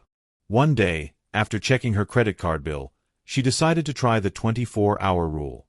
The next time she wanted to buy something, she added it to a maybe later list. Out of 10 items she listed, she ended up buying only one. The rest lost their appeal within a day or two. In 3 months, she saved over 15,000 Indian rupees, without feeling restricted. Her takeaway: it's not that I stopped buying things. I just stopped buying without thinking. That's the essence of the 24-hour rule. It gives you control without taking away your joy. Why it works so well. Here's why this rule is so powerful. It breaks emotional spending. You stop buying just to feel better or relieve stress. It strengthens self-discipline. You build mental muscle, the ability to delay pleasure for greater rewards later. It gives your money purpose. You start aligning spending with your real goals instead of random desires. Over time, you'll notice a shift. You'll start enjoying the feeling of saving more than the thrill of spending. That's when you know your mindset has evolved. The long-term rewards. When you practice delayed gratification, you start experiencing something deeper, a sense of mastery. You realize you don't need to act on every impulse to be happy. You find satisfaction in waiting, in watching your savings grow, and in making thoughtful choices. Every time you delay an unnecessary purchase, you're not just saving money, you're training your future self to be patient, focused, and powerful. And here's the beautiful irony. When you stop chasing quick pleasure, you end up with a life filled with lasting joy. Your challenge. Starting today, make the 24-hour rule your financial guardian. Whenever you feel the urge to buy something that's not essential, pause. Wait 24 hours. If after that time, you still want it and it fits your budget, go for it, guilt-free. If not, transfer that money into your savings instead. Watch your balance, and your confidence grow. Remember this, wealth isn't built by what you earn, but by what you keep. And the best way to keep more is to learn the art of waiting. Because in the end, delayed gratification isn't about saying no to what you want, it's about saying yes to something even better. Freedom, control, and peace of mind. Chapter 10. Cutting unnecessary expenses without feeling deprived. Let's face it, when most people hear the word cutting expenses, they immediately think of sacrifice. They imagine giving up everything fun, living on noodles, and saying no to every outing. But that's not what smart saving is about. True financial wisdom is not about living with less joy, it's about living with more intention. The goal isn't to cut for the sake of cutting. The goal is to spend smarter, not smaller. To make sure every rupee, every dollar, is adding value to your life, not leaking away silently through habits, subscriptions, and impulse decisions you don't even notice anymore. When you master this mindset, you'll realize something powerful. You don't need to deprive yourself to save money. You just need to align your spending with what truly matters. The hidden leaks in your wallet. Let's start by uncovering where your money actually goes. Imagine your income as a flowing stream. Every expense is a small hole in that stream. 1 or 2 holes are fine, but when there are dozens, the flow dries up before it reaches your savings. Common money leaks include subscriptions you forgot to cancel, eating out or ordering in multiple times a week, paying for convenience, like expensive coffee, delivery charges, or impulse shopping, buying branded products when generics do the same job, not comparing prices before big purchases. Individually, these seem harmless, but together, they quietly drain thousands every year. So, the first step to cutting unnecessary expenses is awareness. You can't fix what you can't see. Step 1. Track before you cut. Before you start slashing expenses, spend 1 month tracking everything you spend. Yes, everything. You don't need fancy software. Just use your phone notes or an app like Wallet, Money Manager, or even Excel. Write down each expense, no matter how small. At the end of the month, review your list. You'll be surprised at how much went to things you didn't even notice. Snacks, late-night orders, subscriptions, or spontaneous purchases. That's your gold mine of opportunity. Because awareness is what turns chaos into control. Step 2. Identify the low-joy, high-cost expenses. Here's a simple but powerful question. Which of my expenses give me the least joy but cost me the most money? Maybe it's a gym membership you barely use. Or that premium streaming plan with 10 shows you'll never watch. Or the fancy restaurant meals that don't really make you happier than a homemade dinner. These are the easiest cuts, the ones that save you the most without taking away from your happiness. Think of it like pruning a tree. You're not cutting to hurt the tree, you're trimming it so it can grow stronger. Step 3. Replace, don't remove. If you simply remove pleasures from your life, you'll start to feel deprived, and deprivation leads to rebellion. That's why most people fail at budgeting.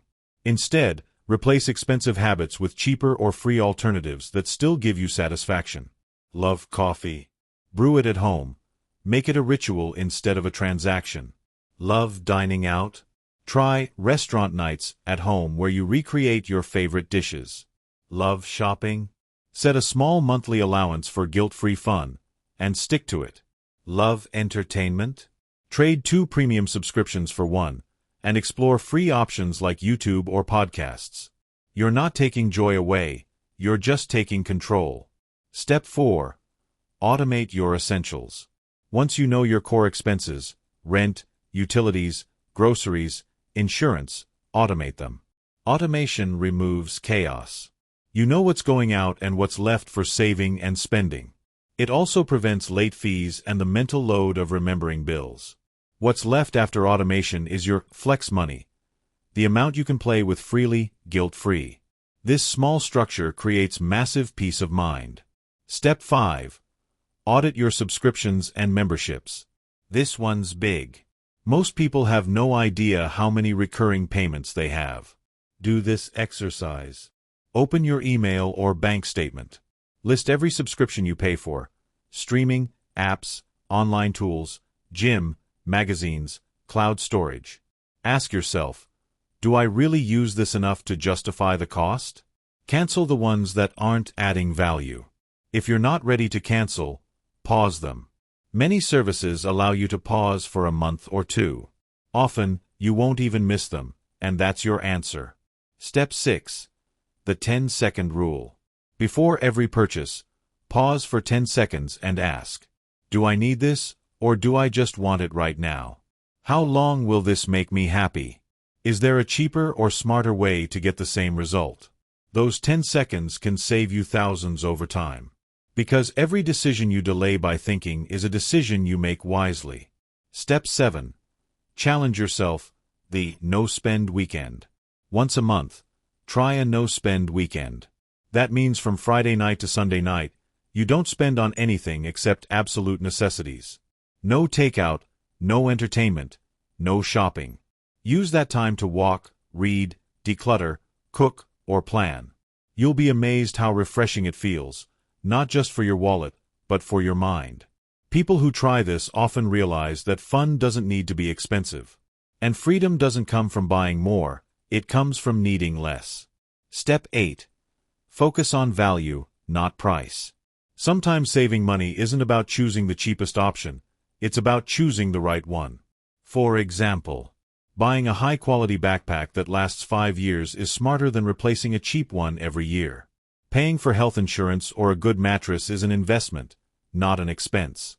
The key is to see money not as something to hoard, but as something to direct toward genuine value. Step 9. Celebrate every saving.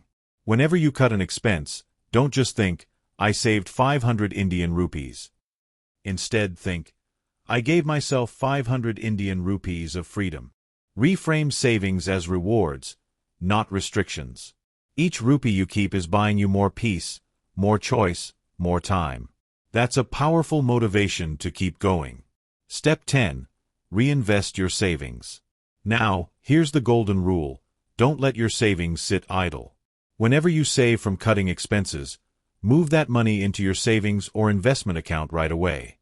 Automate it if possible. This ensures that the money you saved doesn't simply find its way back out through another impulse purchase. It's not enough to save, you have to redirect those savings toward something meaningful. A story to remember. Let me share a story. Ritika, a young marketing executive, was always broke despite earning a good salary. One day, she decided to review her spending. She found out she was paying for 4 different streaming services, 2 gym memberships, and a food delivery subscription she barely used. She canceled 3 out of 4, cooked more at home, and made her morning coffee instead of buying it daily. In the first month, she saved 6,000 Indian rupees. In the next 3, she built a 20,000 Indian rupees emergency fund, something she never thought possible before. When I asked her how she felt, she said, I thought saving meant losing freedom. But I've realized it's the opposite. Now I finally feel in control. That's the mindset shift you want, from fear to freedom. The joy of conscious spending. Cutting expenses isn't about deprivation, it's about liberation. It's not about saying no to life, it's about saying yes to the life you truly want. When you stop wasting money on things that don't matter, you make room for what does. Travel, family, experiences, peace, time. Chapter 11. Building smart saving systems that actually work. Imagine this. You wake up every morning, sip your coffee, go about your day, and without lifting a finger, your money quietly grows in the background. No stress, no spreadsheets, no guilt. That's the magic of a smart saving system. Most people fail to save consistently not because they don't want to, but because their system depends on willpower. And here's the truth. Willpower is a weak foundation for anything long-term. It's unreliable. It fades when you're tired, emotional, or tempted. But systems never forget. Systems never make excuses. Systems make success automatic. In this chapter, we're going to build your personal foolproof system, one that saves money for you, even on the days you don't feel like saving. The power of automatic saving. Here's a simple truth. If money stays in your checking account, it's already half spent. Why? Because your brain sees available money as spendable money. You'll always find something to do with it. A dinner, a gadget, a new pair of shoes. That's why the world's best savers don't rely on discipline. They rely on automation. The moment they get paid, their system automatically moves money into savings, investments, and essential expenses, before they even see it. Think of it like paying your future self first. Step 1. Set it and forget it. Let's start simple. Open a separate savings account, one that's not linked to your everyday debit card. Name it something inspiring, like Freedom Fund, Dream Account, or Future Wealth. Then, set up an automatic transfer from your main account to the savings account every month, ideally right after payday. Even if it's just 500 Indian rupees, 1,000 Indian rupees, or $20, the key is consistency. This simple move does two things. It takes the decision out of your hands. No more, should I save this month? It ensures you always save before you spend, not the other way around. Because let's be honest, there's never money left to save at the end of the month. Step 2. Divide your income like a pro. A good system starts with structure. Here's a simple yet powerful framework you can start using immediately. The 50/30/20 rule. 50% needs, rent, groceries, utilities, transport. 30% wants, eating out, entertainment, hobbies. 20% savings/investments, emergency fund, retirement, long-term goals.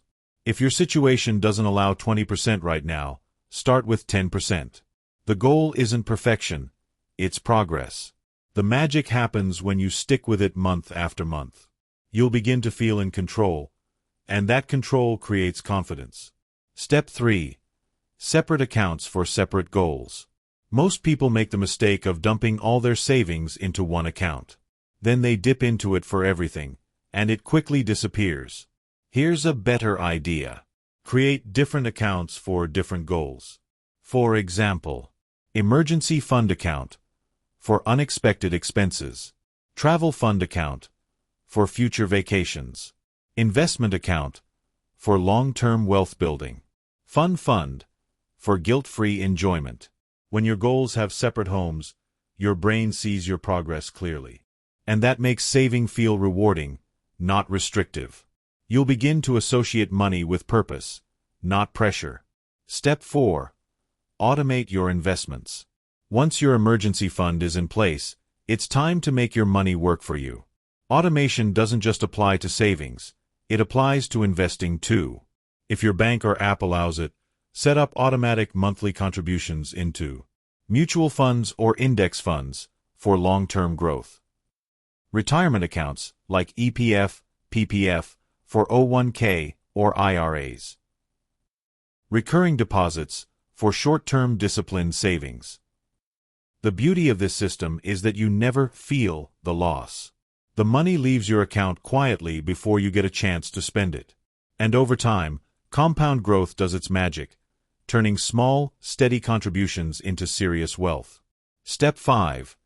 Make technology your ally. In the digital age, saving money doesn't have to be hard. You can literally have apps doing it for you. Here are some smart tools and ideas you can explore. Roundup saving apps. Every time you spend 95 Indian rupees, it rounds up to 100 Indian rupees and saves 5 Indian rupees automatically. Budgeting apps. Tools like Enab, Walnut, or Money Manager can track expenses automatically. Auto reminders. Set reminders for bills, rent, or transfers so nothing slips through. Think of these as your digital assistants, silently managing your finances while you live your life. Step 6. Create a money calendar. Here's a powerful yet simple trick most people overlook. Make a monthly money calendar. Pick one day each month, maybe the 1st or 5th, and call it your money day. On that day, do 3 quick things. Review your expenses for the month. Check your savings progress. Adjust your goals if needed. That's it. 20 minutes once a month. It keeps your system healthy and ensures you're always aware, without feeling overwhelmed. Step 7. Automate protection too. A smart saving system doesn't just grow your money, it protects it. That means setting up automatic payments for insurance, health plans, and debt repayments. Why?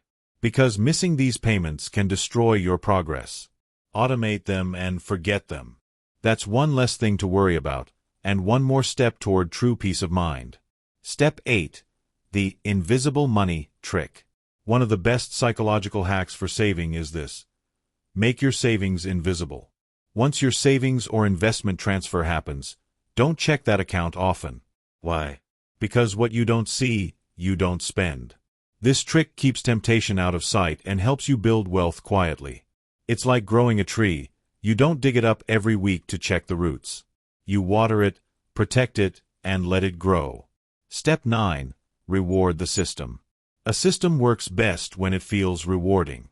So, every few months, celebrate your progress. Maybe you saved 10,000 Indian rupees or $500. Treat yourself to something small. Or use a part of your fun fund, guilt-free. This creates a positive emotional link between saving and happiness, and that's what keeps you consistent. Because the goal of saving isn't to suffer, it's to live better, with more choice and less stress. Step 10. Review and refine. No system is perfect from the start. That's okay. Every few months, review your saving setup. Ask yourself, is this still working for me? Am I saving enough or too little? Do I need to adjust my goals? Refine your system like you'd fine-tune a machine. Make it smoother, smarter, and simpler. The easier it becomes, the more natural it feels. A story of effortless wealth. Let's look at an example. Rahul, a software engineer, always struggled to save. Every month, he told himself he'd start next time. Then one day, he set up an automatic transfer of 3,000 Indian rupees every payday into a separate account. He didn't think about it again. A year later, he checked that account, and it had 36,000 Indian rupees, plus interest. He laughed and said, "I didn't even feel it leave my wallet. But now it feels like free money." That's what systems do. They take emotion out of the equation. They let you win quietly, automatically. The beauty of effortless growth. Here's the truth. Saving money doesn't have to be a battle. You don't need to fight your habits every day. You just need to design a system that works with your nature, not against it. When your saving happens automatically, you stop worrying about discipline and start focusing on living. Chapter 12. Investing versus saving. Making your money work for you. There comes a point in every saver's journey when you realize something powerful. Saving alone will not make you rich. It will give you stability. It will give you security. But it won't give you freedom. To build true wealth, you have to make your money work for you. That's where investing comes in. Think of saving and investing as two stages of your financial evolution. Saving is your foundation. It protects you from uncertainty. Investing is your growth. It helps you achieve independence. If saving is planting the seed, investing is giving it sunlight and water so it grows into a tree that bears fruit for years to come. In this chapter, you'll discover how to move from simply keeping your money to multiplying it, without fear, confusion, or unnecessary risk. The difference between saving and investing. Let's start by understanding the difference clearly. Saving means putting your money somewhere safe, a bank account, fixed deposit, or savings account, where it stays available but grows slowly. It's low risk, low reward. Investing means using your money to buy assets that can grow in value over time, like stocks, mutual funds, real estate, or businesses. It carries some risk, but also far greater potential rewards. Here's a simple way to remember it. Saving keeps your money safe. Investing makes your money grow. Both are essential. You need savings for emergencies and investments for the future. But the mistake most people make is staying stuck in the saving zone forever, afraid to step into the growth zone. And over time, that fear costs them far more than any risk would. Why you can't rely on saving alone. Let's say you keep Indian rupee 1,000,000 in your bank account for 10 years. Most banks give about 3 to 4% annual interest. After 10 years, you might have around Indian rupee 1,40,000. Sounds good, right? But here's the problem. Inflation. If inflation averages 6% per year, and it often does, your Indian rupee 1,40,000 will actually buy less than what Indian rupee 1,000,000 could buy a decade ago. In other words, your money grew in numbers, but shrunk in power. That's the silent enemy of savers. Inflation eats away at your wealth while you sleep. Investing, on the other hand, helps you outpace inflation. It allows your money to grow faster than prices rise, so you're not just protecting your wealth, you're expanding it. The golden rule: protect first, grow second. Before you start investing, remember this rule. First protect, then grow. That means build an emergency fund, at least 3 to 6 months of expenses. Pay off high-interest debts like credit cards or personal loans. Get basic insurance, health, life, term. Once your foundation is secure, you can invest with confidence, without fear of sudden financial shocks. Your savings are your safety net. Your investments are your wings. Step 1. Start small and start now. One of the biggest myths about investing is that you need a lot of money to begin. Not true. You can start investing with as little as 500 Indian rupees or $10 a month through SIPs, systematic investment plans, or fractional shares. The key is not the amount, it's the habit.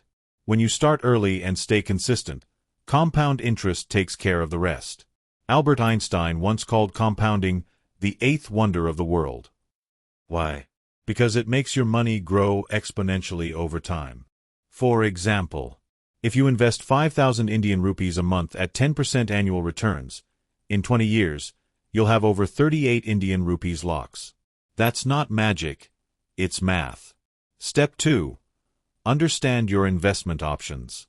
Let's break down some of the most common and practical investment choices. 1. Mutual funds/index funds. These are collections of stocks managed by professionals. You can invest small amounts regularly through SIPs. Low effort, good returns over the long term. Perfect for beginners. 2. Stocks/equities. Buying a share means owning a small piece of a company. High risk, high reward. Best for long-term investors willing to learn and stay patient. 3. Bonds/fixed income. You lend money to the government or companies, and they pay you interest. Low to medium risk, steady returns. Great for balancing a portfolio. 4. Real estate. Property can appreciate in value and generate rental income. Requires more capital and patience. Not very liquid, can't sell quickly. 5. Gold/commodities/ETFs. Good for diversification and protecting against inflation. The best investors don't pick one. They build a mix suited to their goals and comfort with risk. Step 3. The power of diversification. Imagine you're carrying a basket full of eggs. Would you put them all in one basket? Of course not, because if that basket falls, you lose everything. Investing works the same way. Diversification means spreading your money across different assets, so if one fails, the others balance it out. It's not about chasing the highest returns, it's about creating stable returns over time. That's how you build lasting wealth. Step 4. Automate your investing. Remember in the last chapter how we automated savings. Do the same for investing. Set up automatic monthly investments into mutual funds, ETFs, or SIPs. This removes emotion from the process. No more second-guessing or market timing. It also turns investing into a habit, just like brushing your teeth, something you do automatically, without effort.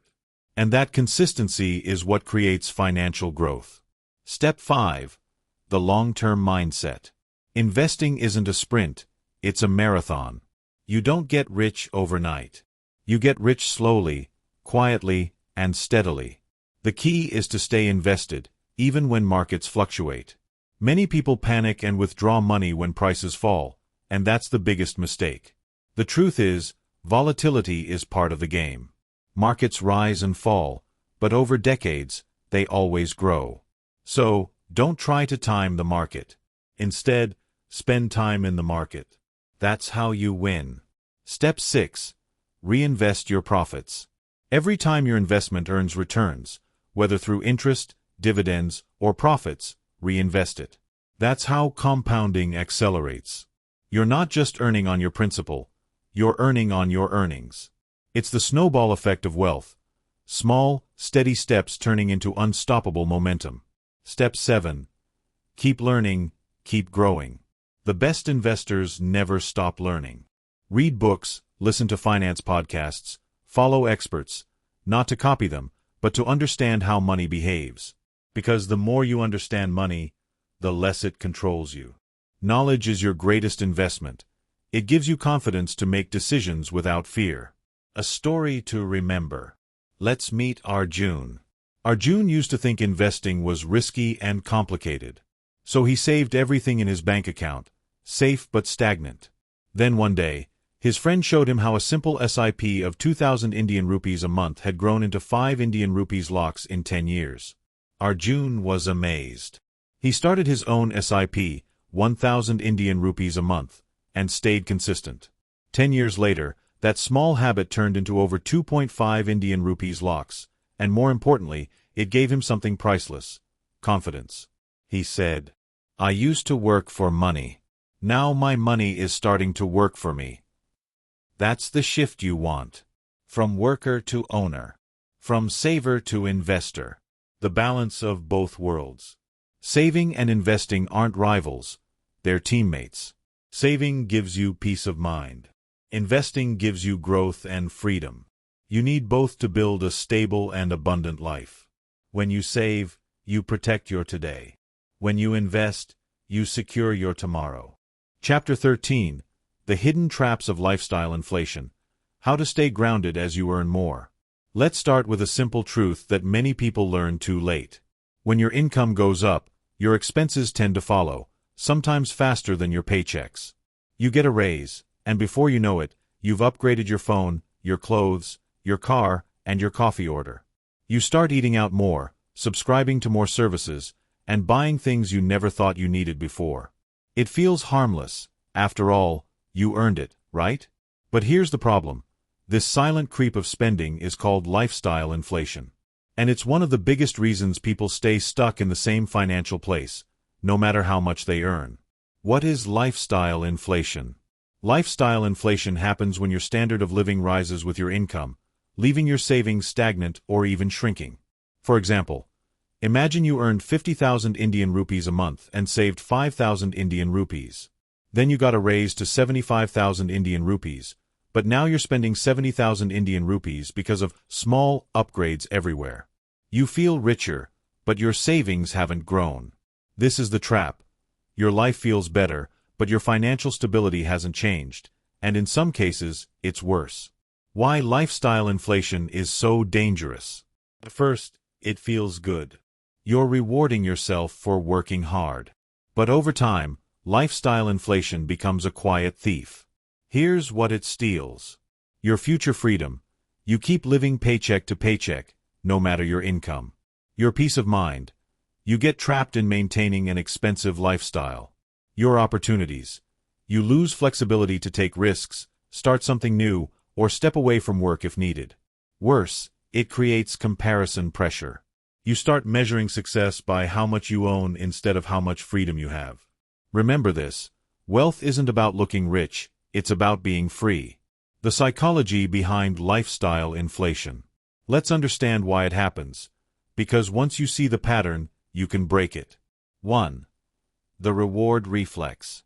We've been taught that when we work hard, we deserve a reward. That's not bad, but when every raise turns into an excuse to spend more, your progress disappears. 2. The comparison trap. We see others upgrade, better cars, vacations, gadgets, and subconsciously think, I deserve that too. Social media magnifies this effect. 3. The comfort zone expansion. Once you experience comfort, it becomes your new normal. Soon, the things that once felt luxurious now feel necessary. That's how a 200 Indian rupees coffee or a 2 Indian rupees lakh phone suddenly feels like just a regular expense. The antidote: conscious living. Here's the good news: lifestyle inflation can't trap you if you live consciously. It's not about rejecting luxury or pleasure, it's about making sure every financial upgrade adds value to your life, not anxiety. Here's how to stay grounded while your income grows.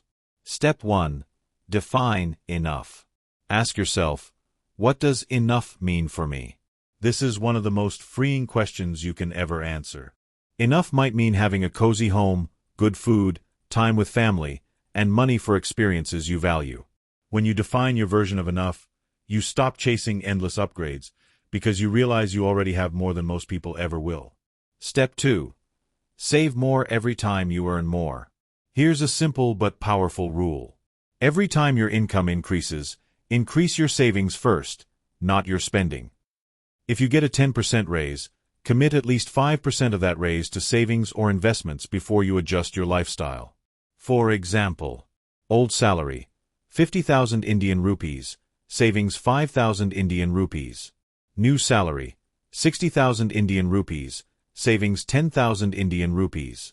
Now your lifestyle improves slightly, but your financial progress doubles. This one discipline can make you wealthy, without feeling restricted. Step 3. Avoid emotional purchases. When money flows in easily, emotions take over. You feel powerful, confident, and your brain says, you deserve that upgrade. But stop and ask, do I really need this, or am I just excited about buying it? Will this still make me happy 3 months from now? If not, wait. Practice the 24-hour rule from Chapter 9. Delay your decision, and you'll often find the desire fades. Step 4. Keep your lifestyle simple, by choice. Luxury feels good, but simplicity feels peaceful. A minimalist lifestyle doesn't mean living without. It means living without clutter. You don't need 10 watches when one good one will do. You don't need 3 streaming subscriptions when you barely watch one.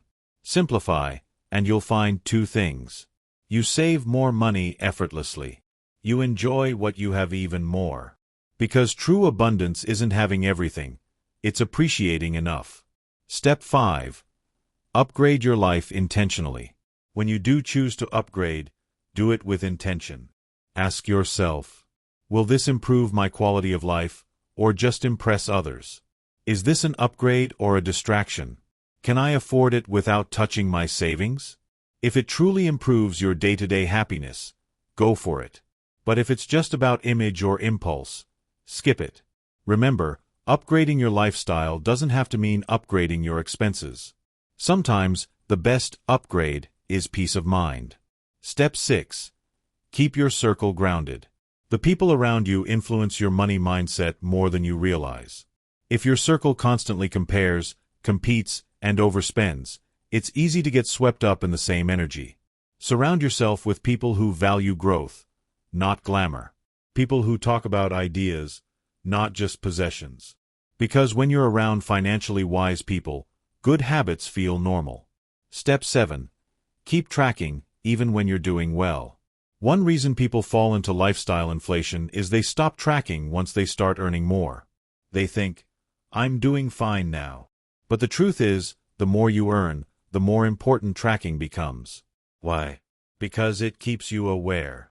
It ensures your money is working for you, not disappearing without reason. Keep reviewing your budget, savings rate, and investments monthly. The goal isn't control, it's clarity. Step 8. Celebrate progress, not purchases. Society celebrates spending. New car. Congratulations. New iPhone. Celebration. But how often do we celebrate saving? Start doing that. Every time you hit a savings goal, pay off a debt, or make a smart money move, treat yourself not by spending more, but by appreciating how far you've come. That's how you retrain your brain to associate joy with growth, not consumption. A story to remember. Meet Priya. When she got her first promotion, she upgraded her apartment, bought new clothes, and started eating out more. Her expenses rose from 40,000 Indian rupees to 70,000 Indian rupees, but her savings didn't move. After a few months, she realized she was still stressed about money. That's when she made a simple change. She promised herself that every time she got a raise, she'd increase her savings first. Her next raise came, and she immediately automated 30% of it into investments. Over the next 5 years, her income tripled, but her expenses grew only 30%. Today, Priya not only has financial security, but also the freedom to choose projects she loves instead of chasing every paycheck. She said, I thought more money would bring peace. But I learned that peace comes from control. The real measure of wealth. Let's redefine what it means to be wealthy. Wealth isn't about having the biggest house or the newest car. It's about having the freedom to say no, to stress, to debt, to jobs you hate. It's about time, peace, and choice. Every rupee you don't spend unnecessarily brings you closer to that freedom. So the next time your income rises, don't let your lifestyle rise faster. Let your peace of mind rise instead. Your challenge. Review your last pay raise. How much of it did you save versus spend? Make a new rule. Every raise equals higher savings first. Write down what enough means to you. Keep it somewhere visible. Remind yourself every day. The goal isn't to look rich. The goal is to be free. Chapter 14. The Joy of Delayed Rewards. How patience turns small savings into big wealth. Let me start this chapter with a simple truth. Wealth is not built overnight. It's built in small, consistent steps, by people who are patient enough to wait for the harvest after planting the seed. We live in a world obsessed with instant results. Instant coffee. Instant delivery. Instant success stories. But the truth is, when it comes to money, the greatest rewards belong to those who master the art of delayed gratification. So what exactly is delayed gratification? It's the ability to resist the temptation of an immediate pleasure in order to enjoy a greater reward later. It's saying, not now, but later when it's worth more.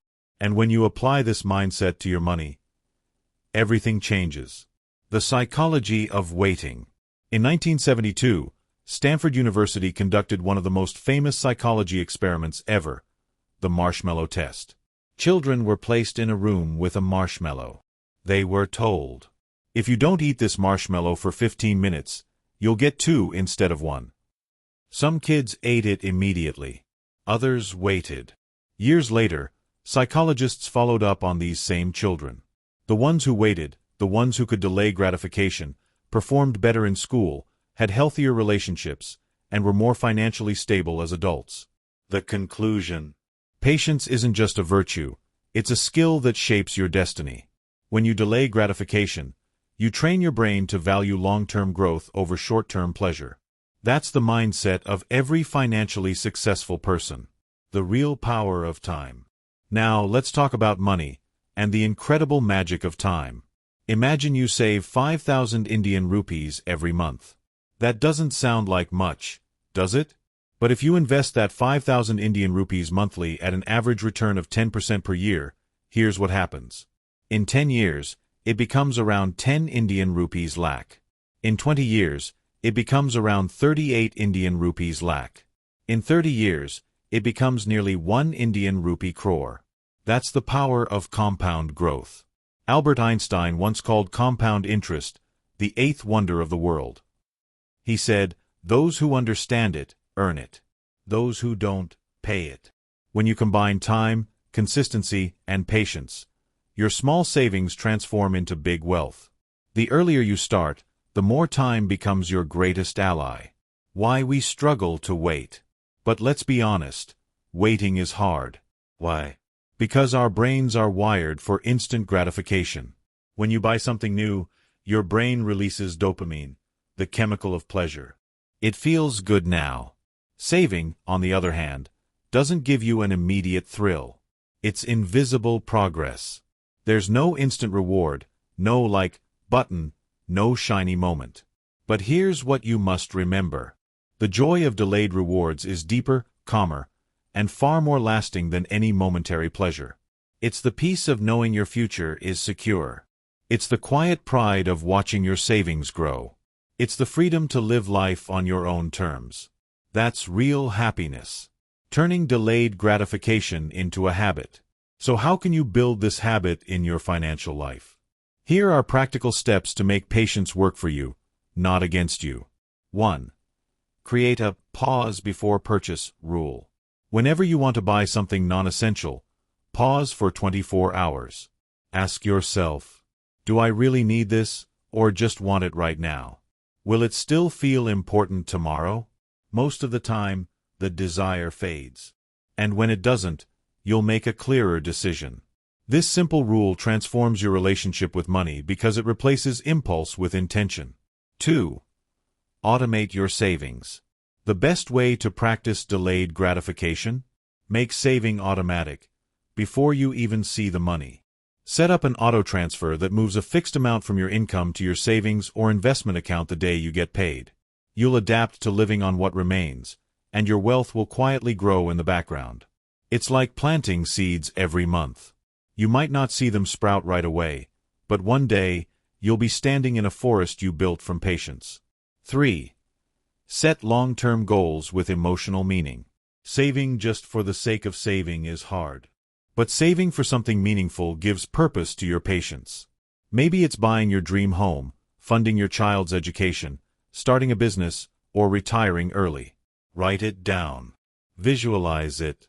See your future clearly.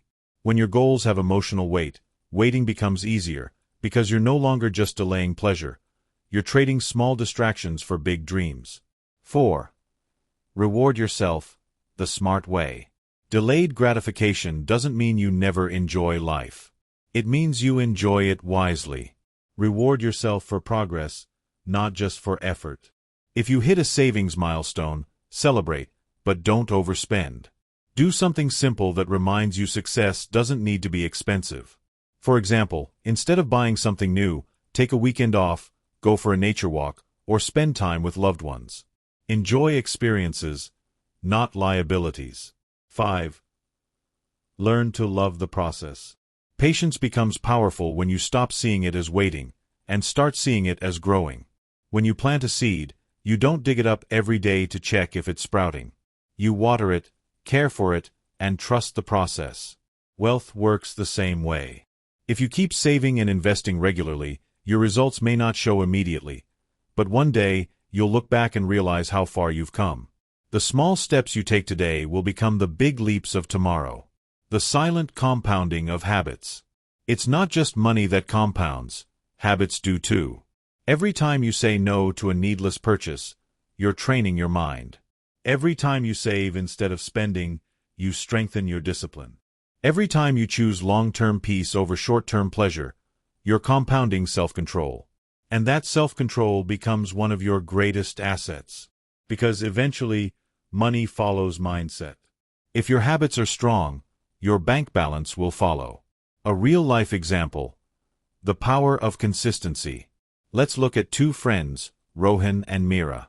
Rohan starts saving 5,000 Indian rupees per month at age 25. Meera waits until 35 to start, and saves 10,000 Indian rupees per month.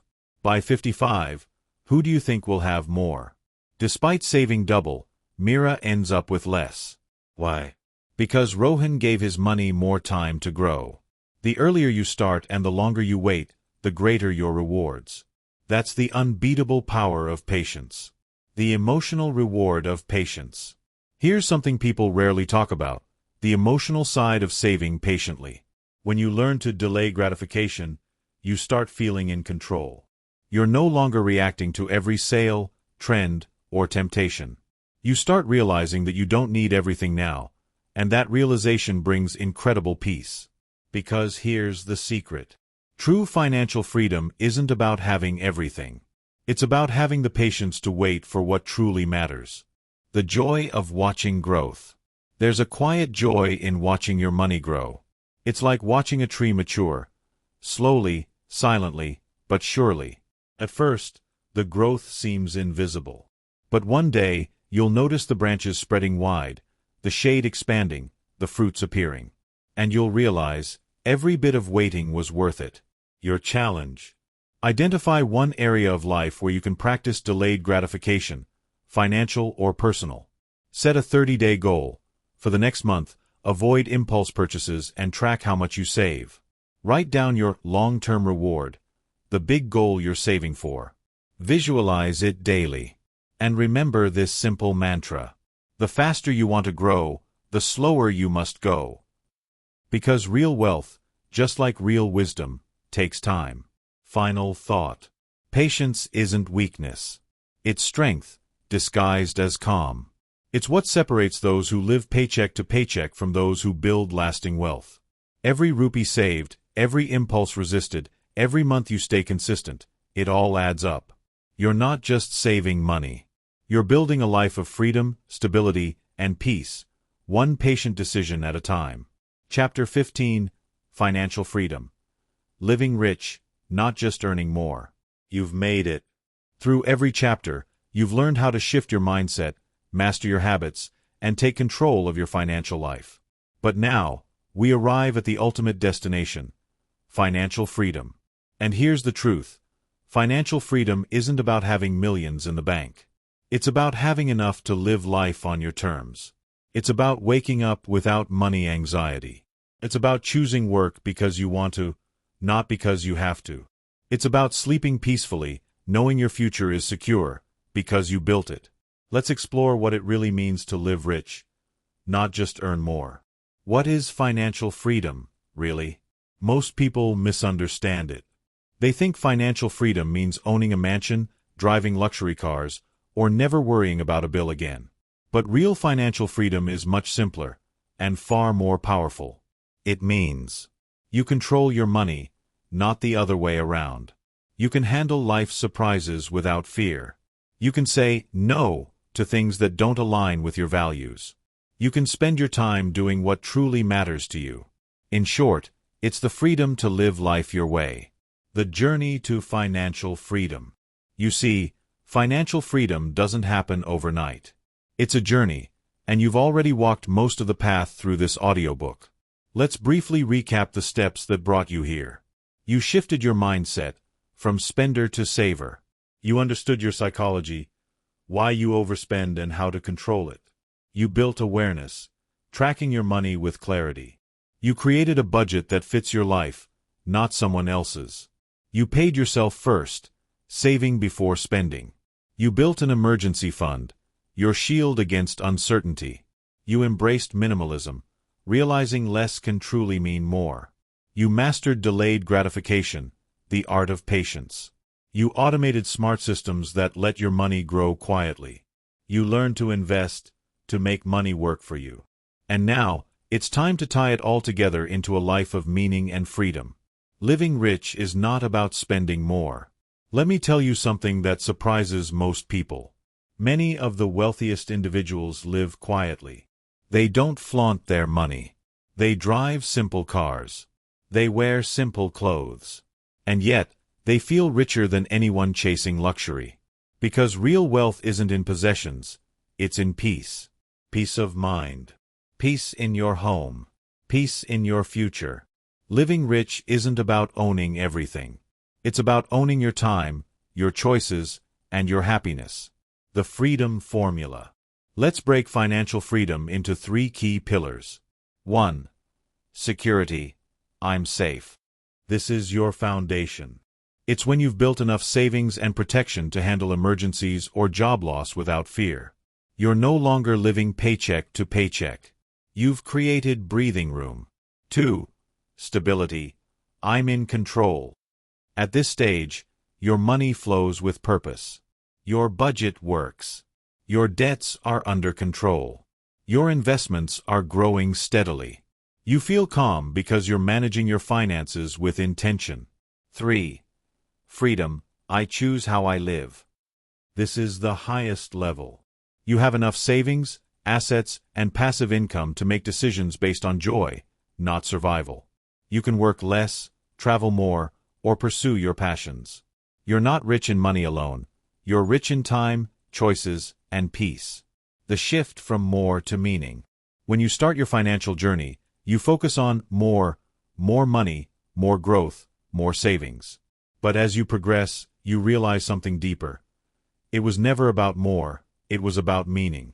Money is not the goal. It's a tool, a bridge to a life filled with purpose. The goal isn't just to save money. It's to save yourself from the endless cycle of stress and consumption. It's to buy back your most valuable asset, your time. Because time, once spent, can never be earned back. So use your financial freedom to live. Really live. Travel. Create. Spend time with people you love. Help others. Grow. That's what living rich truly means. The 4 freedoms of a rich life. When you achieve financial freedom, you unlock 4 deeper freedoms that money alone can't buy. 1. Time freedom. You no longer trade every hour for money. You control your schedule. 2. Mind freedom. You stop worrying about bills and debt. Your mind becomes calm, creative, and open. 3. Choice freedom. You can say yes or no without fear. You make decisions based on values, not desperation. 4. purpose, freedom. You can spend your life doing what matters most, not what pays the most. That's the real treasure of smart saving and conscious living. Avoiding the success trap. There's a silent danger on the road to wealth, the illusion that success means spending more. As your income grows, society expects your lifestyle to follow. But remember Chapter 13, lifestyle inflation is a sneaky enemy of freedom. True success is when your peace of mind grows faster than your expenses. When you earn more, don't just upgrade your possessions. Upgrade your peace, your purpose, and your generosity. The joy of financial simplicity. Here's a powerful realization. The richer your financial life becomes, the simpler it should get. Simplify your accounts. Simplify your spending. Simplify your goals. When your money is organized, your mind feels lighter. Financial simplicity isn't boring. It's liberating. Because clarity creates confidence, and confidence creates peace. Giving. The final stage of abundance. When your cup overflows, it's time to share. The ultimate expression of wealth isn't accumulation, it's contribution. When you give, whether it's money, time, or kindness, you experience a deeper kind of richness. Because you realize that money is most powerful when it flows, not when it's hoarded. Give to your family. Give to your community. Give to causes that make the world a better place. Generosity turns financial success into spiritual success. A story to inspire you. Let me tell you about Arjun. He started his career earning 25,000 Indian rupees a month, often struggling to make ends meet. But instead of chasing status, he focused on saving small, investing early, and living simply. He drove the same car for years, avoided debt, and built multiple income streams.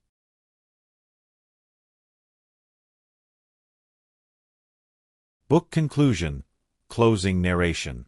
Take a deep breath and smile. You've just completed The Art of Saving Money, How to Stop Overspending and Start Saving for Life. What a journey it's been, not just through numbers and budgets, but through mindset, emotion, and meaning. You began with questions. How do I stop overspending? How can I finally save money? And now, you've discovered the deeper truth. Saving money isn't just about wealth. It's about freedom, confidence, and peace of mind. It's about knowing that you're in control. That every rupee, every dollar, every decision has a purpose. That your money now works for you, not the other way around. Remember, wealth doesn't come from what you earn. It comes from what you keep, what you grow, and how you use it to live meaningfully. You've learned to track your spending, to build habits that last, to resist impulse, and to find joy in patience. You've learned that being rich isn't about owning more, it's about needing less. And most importantly, you've learned to trust yourself. Because once you master your money, you master your life. So as this audiobook ends, your real story begins. Every choice you make from this moment on, every saving, every investment, every mindful pause, will shape the life you deserve. A life of calm. A life of purpose. A life of freedom. You are now the artist, and money is just your brush. Go paint a life that's rich in peace, love, and meaning. Because true wealth isn't in your wallet. It's in your wisdom. Thank you for listening to The Art of Saving Money. May this not be the end of your journey, but the beginning of your financial freedom.